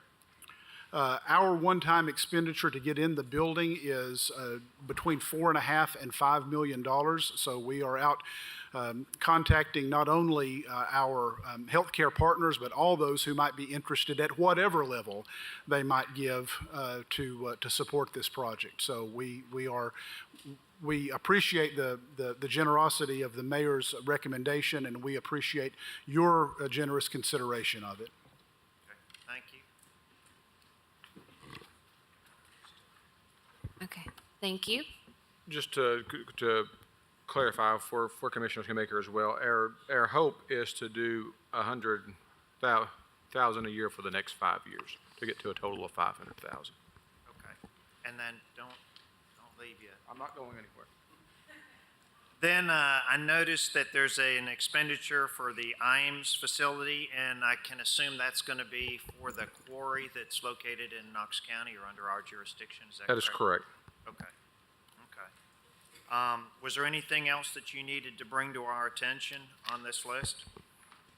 No, I would say that the FY 24 budget amount, which is probably the biggest one on here, of the 1.9 million, that was the designated fund balance that you all approved that was in the budget document.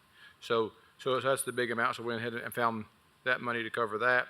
And then everything else, I think, is pretty self-explanatory. You had brought up the ballots on demand.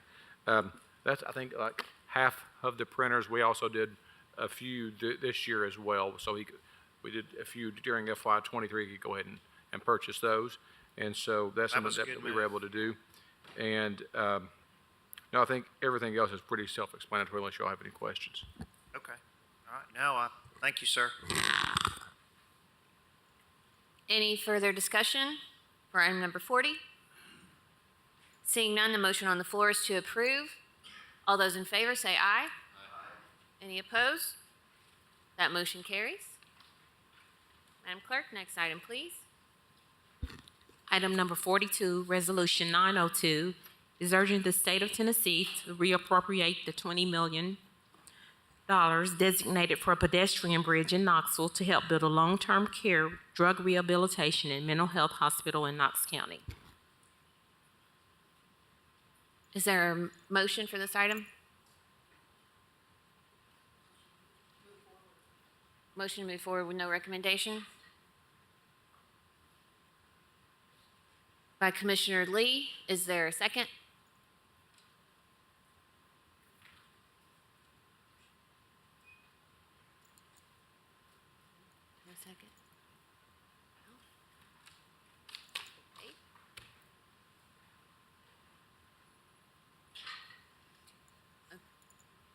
Going once, going twice.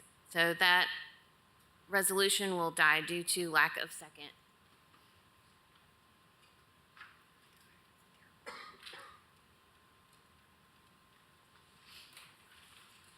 Madam Clerk, next item, please.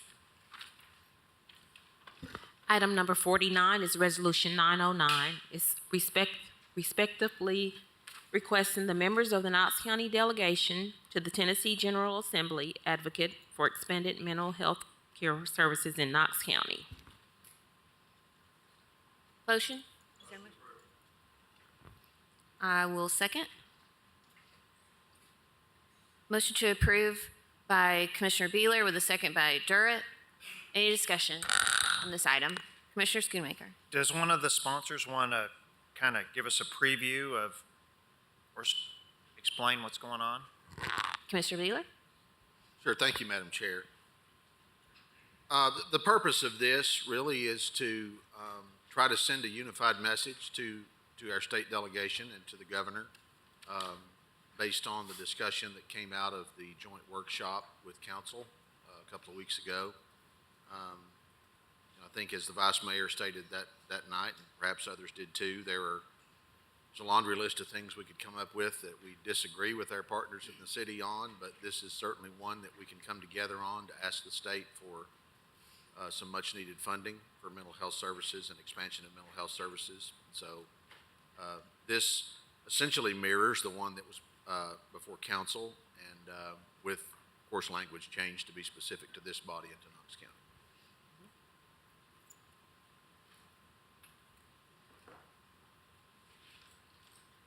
And I echo Commissioner Beeler's remarks. It's exactly what this is doing, is presenting that unified front. Commissioner Jay. I just have a question for the sponsor. I mean, we've talked about this for years. It's certainly not a new subject.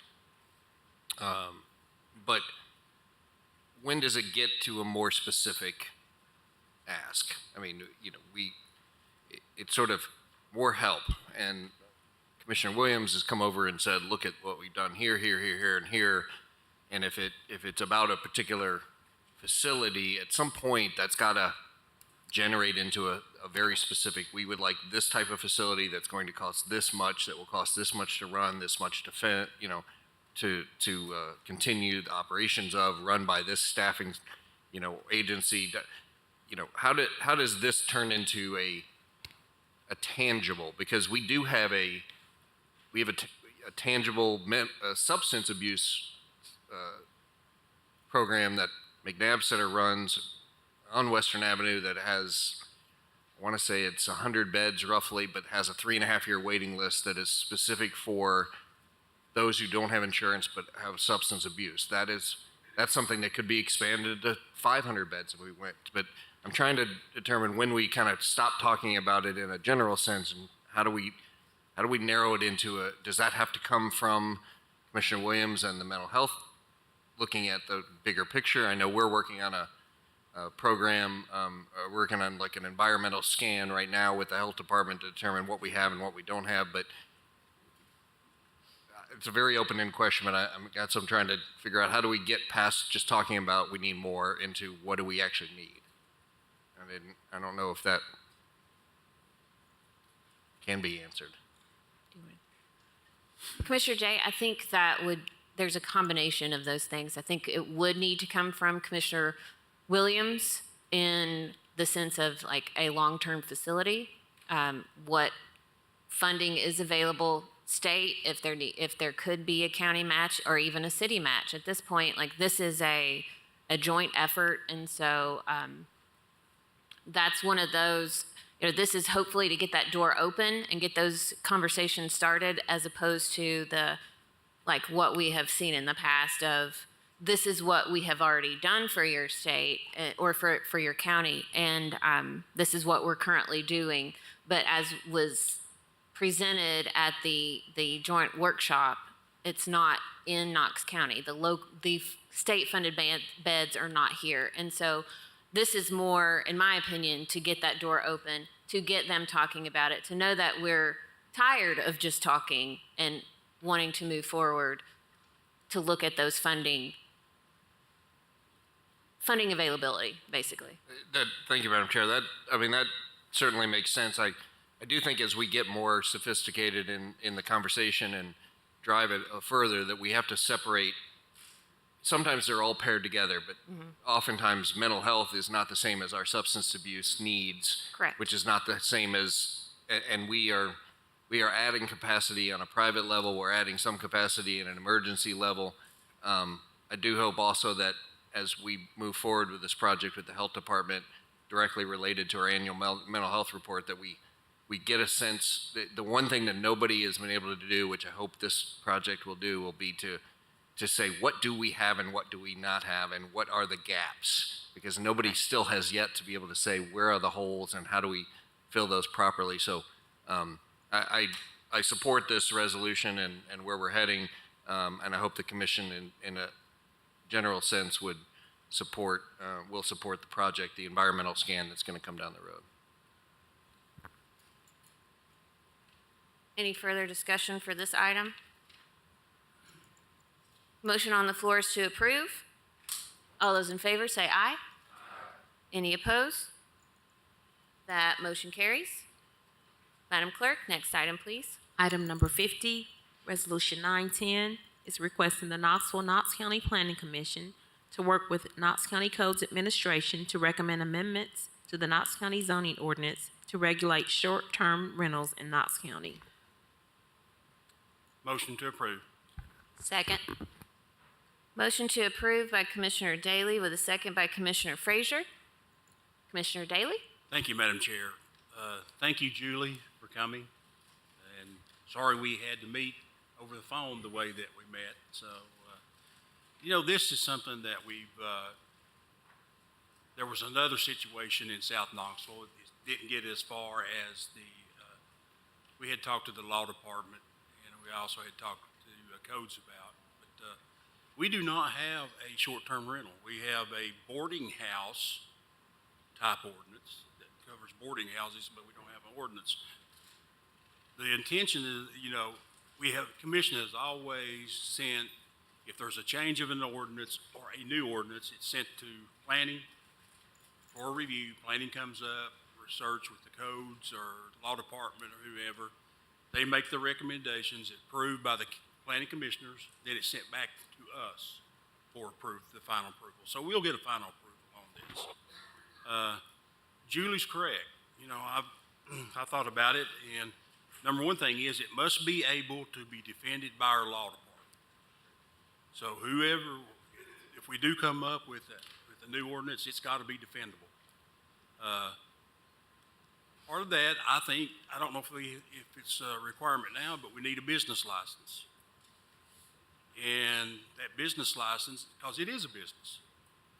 Our Airbnbs is a business. They need to be collecting the sales tax, the motel tax that our hotels are collecting.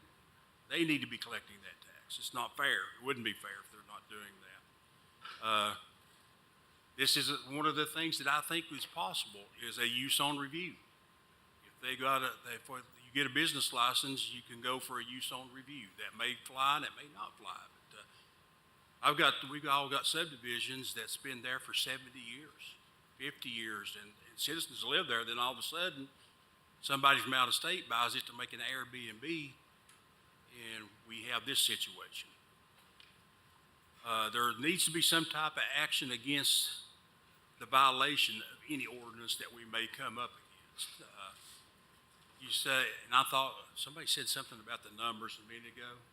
Well, most I would say 99.9% of the Airbnbs out there are trying to do the things the correct way. But then they rent it to somebody and they get on Snapchat or TikTok or whatever and say, we got a party at this house. And 50 cars show up. Well, if we have a use on review where we know the sheriff's office knows that this is an Airbnb and family's not going to come in there with 50 cars. So when the sheriff gets the phone call, say, hey, we've got a violation of the ordinance after the 5th or 10th, 20th car, it's possible. So it needs to be some type of, some type of measurements in there. Now, the limit on the occupants, that will be up to planning and codes. A 3-bedroom rancher, to me, should only hold maybe what, 5, 6 people, whatever the normal is. If it's above, if a 3-bedroom rancher and there's 50 people coming to it, that's kind of above the occupancy, I would think of that. So this is what kind of the thoughts that I've had behind this, and I love, Hanson, thank you, wherever you went, for coming. This process is gonna take months. It ain't gonna take weeks, it's gonna take months. So we'll have the realtors, we'll have the neighborhoods, we can have planning, we've got codes. We gotta have the law department, because there's no use going through all this without the law department saying that, yes, we can defend it. So that's why I would ask for a positive vote. Thank you. Thank you, Commissioner Daly. Any more discussion? Seeing none, the motion on the floor is to approve. All those in favor say aye. Aye. Any opposed? That motion carries. Madam Clerk, next item, please. It's item number 51. It's ordinance O-23-7-101. It's amended the Knox County Code, Appendix A, zoning, Article 2, Section 2.20, specific terms, to amend the definition of swimming pool. Ordinance O-90-9-130 adopted September 10th, 1990, as amended on second reading. Motion to send with no recommendation. Motion to move forward with no recommendation by Commissioner Daly, with a second by Commissioner Beeler. Any discussion? Seeing none, all those in favor say aye. Aye. Any opposed? That motion carries. I will remind Commission that the public hearing for this ordinance will be next Monday at 4:30, right before our meeting begins. There is no one signed up for our Open Topics Public Forum, which brings us to other business. Madam Clerk? Item 52, discussion of commission reorganization committee appointments. Commissioner Schoonmaker, I will let you. You want me to do this? Well, Okay. I just had it put on here just so that everybody could be comfortable with what's going to happen on the 1st of September. And I appreciate Drew getting us the paperwork. But I think Commissioner Daly could probably agree with me. Over the years, it's always been very awkward on Commission Reorganization Day because you don't know if Commissioner X wants to be on the Insolvency Board or on the Joint Education Committee or the Rules Committee. So now this gives us all an opportunity to say, hey, I want to be on Rules, I want to be on Legislative Affairs or Insolvency. So with that, Richie's got his light on. I'm sure he's going to say which committees he wants to be part of. Commissioner Beeler. Thank you, Madam Chair. Actually, I just wanted for the benefit of the body to verify the date and time of our reorganization. September 1st at 8 a.m. in the small assembly. Thank you. Would anyone like to say any committee placements they are interested in? I'll start it out. I'd like to continue on in Legislative Affairs. Okay. So if someone on the 1st will nominate me, I will be glad to have that. So Right. you can pencil me in there. Okay. Commissioner Lee. Are we going to go through all of them, or just are we going to start with? What ones you're interested in? Yeah, just whatever you're interested in. And only these that are on our sheet that Drew compiled for us, because not all of the committees are up for reappointment on reorganization. How do we tell what's, On the front. It's just these. It's just these that you have. I'm interested in the legislative affairs, the insolvency board, and the rules committee. Okay. Commissioner Jay? I'm also interested in continuing service on the Legislative Affairs and Rules Committee, as well as I serve as a designee for the Knox Education Foundation, and I'm the current board chair there, and would love whoever's chair to consider keeping me on as the designee for the Knox Education Foundation. Okay. Commissioner Daly? Legislative affairs, and I will let someone else do the rules because it will be my last year. Maybe we can get a new one to set on the rules. So Okay. just the legislative affairs. Okay. Commissioner Frazier? I would love to be on rules again. Joint education, I've really enjoyed that. Insolvency, sure. Yep.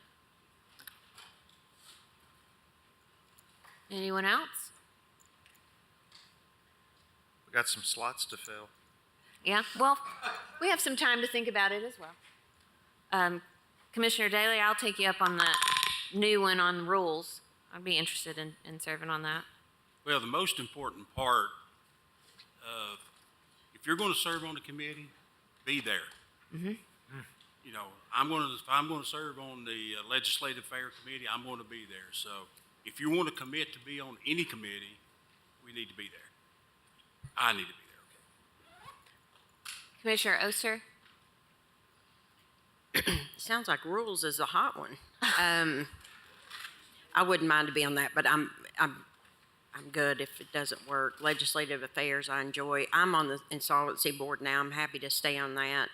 And joint education, I'm on that. I enjoy that one also. So, Commissioner Jay? Thank you, Madam Chair. I think it's just important for the whole body to just remember, any commissioner can attend any committee meeting, and any action that is taken inside of a committee meeting still has to come to commission for codification and approval. So even if you're not on there and you happen to listen in or offer things in the meetings, and you didn't get a chance to vote because you're not actually a member of that committee, it's still got to come back here to a vote. So it literally, at some point, every commissioner is pretty much on every committee, or has a rotation, and we all have a voice in what that committee does at some point. So it's really an all skate pretty much all the time. Thank you. Any more takers for these open spots at the moment? All right. That brings us to our next discussion item. It's item 53, discussion of August zoning items, numbers 54 through 67. Let's see. There's a lot of District 7. So is there any, let's see, 54, Consent. 61, 62, 63, 64, 65, 66 are all District 7. Have you heard, do you have anything to offer for any of these? Just a few comments on 54. I guess I would ask the zone. There's nobody here to ask those questions to? No, No, this you're is just- just, Okay, no. Okay. Let's see, District 3? Anything to point us to before next week? actually, I've called the developer because I've looked everywhere and there's actually not a number of what he's looking for. But I've left him a message, haven't heard from him, so I'll keep trying. Okay. District 8, item number 56 and 59. Yeah, thank you, Madam Chair. 56, it is a down zone from RA to Ag along the river in Mascot. I have no issues with it. I've not heard from anyone on it. We're always grateful for down zones to Ag in the 8th District. On the other one, which is out on Millertown Pike, I really don't have any issues with the concept of it, or the density. It's in an urban growth area. The only thing I would say, and I do agree with the comments on the staff report, that the southern part of this property, I would like to see it developed in such a way as to conserve the soil on the southern portion of the parcel. If you look at it, the part closer to Rutledge Pike, there needs to be some conservation here. So, but other than that, no issues. Thank you, sir. Commissioner Hill, Commission District 6 for 57, 58, and 67. Thank you, Madam Chair. On 67, is Jim still back there? Mm-hmm. Mm. I don't know if they're asking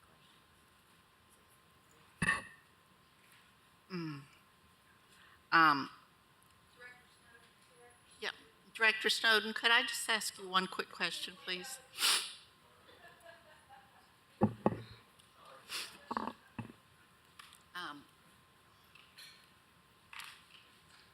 I'm actually looking at item 67 on zoning, and it's the property located at 6789 Oak Ridge Highway that in the past we've had discussion about if there was appropriate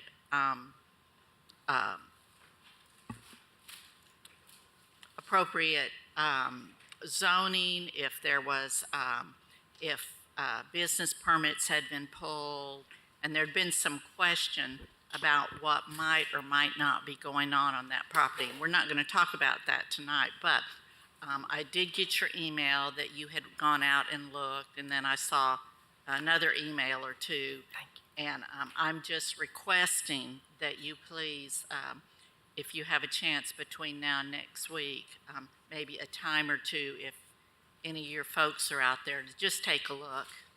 Yeah, we, Commissioner Hill, and I appreciate this lady bringing me this because I wasn't sure which one we were talking about, but now I know.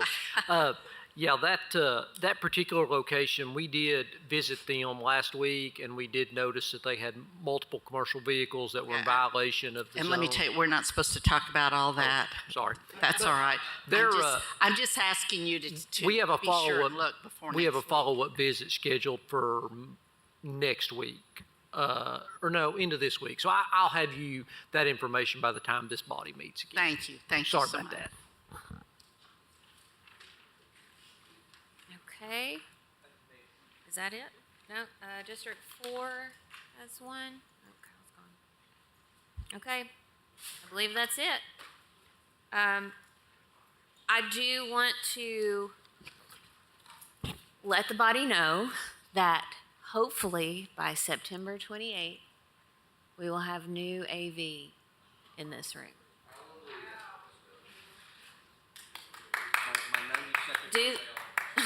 Do fingers crossed, toes crossed, all the things. But that's the goal, is for by that meeting, not necessarily our workshop, but by the 28th of September, is to have our new AV system in place. So, any other announcements? Commissioner Frazier? Thank you, Madam Chair. Just a quick, just wanted to quickly say good luck to all of our students and teachers. School's back in session. UT classes start Wednesday. So just good luck to all of our students. We hope you have a great year. Commissioner Jay? Thank you, Madam Chair. Just a reminder, or just a heads up to our commissioners to keep an eye on your email. Drusilla and I sat down and worked through a preliminary calendar for the junior commission program, the second year, and it is right around the corner. And I'm going to send that out to just sort of see, is there any big major conflicts or anything, and kind of, there's a few adjustments to the program this year, so just keep an eye on that. I'd love to get some feedback from anybody who would like to participate, or if you see anything that needs to be tweaked, now's the time. It will be here before you know it. Applications will open up again at the beginning of December. All right. Thank you. And again, reminder that the public hearing is 4:30 next Monday for our ordinance. And 2:30 tomorrow for telecom, followed by the special beer board meeting at 3. In this room? In this room. Small assembly. Small assembly. All right. If there's no further, Commissioner Jay? Motion to adjourn. We are adjourned.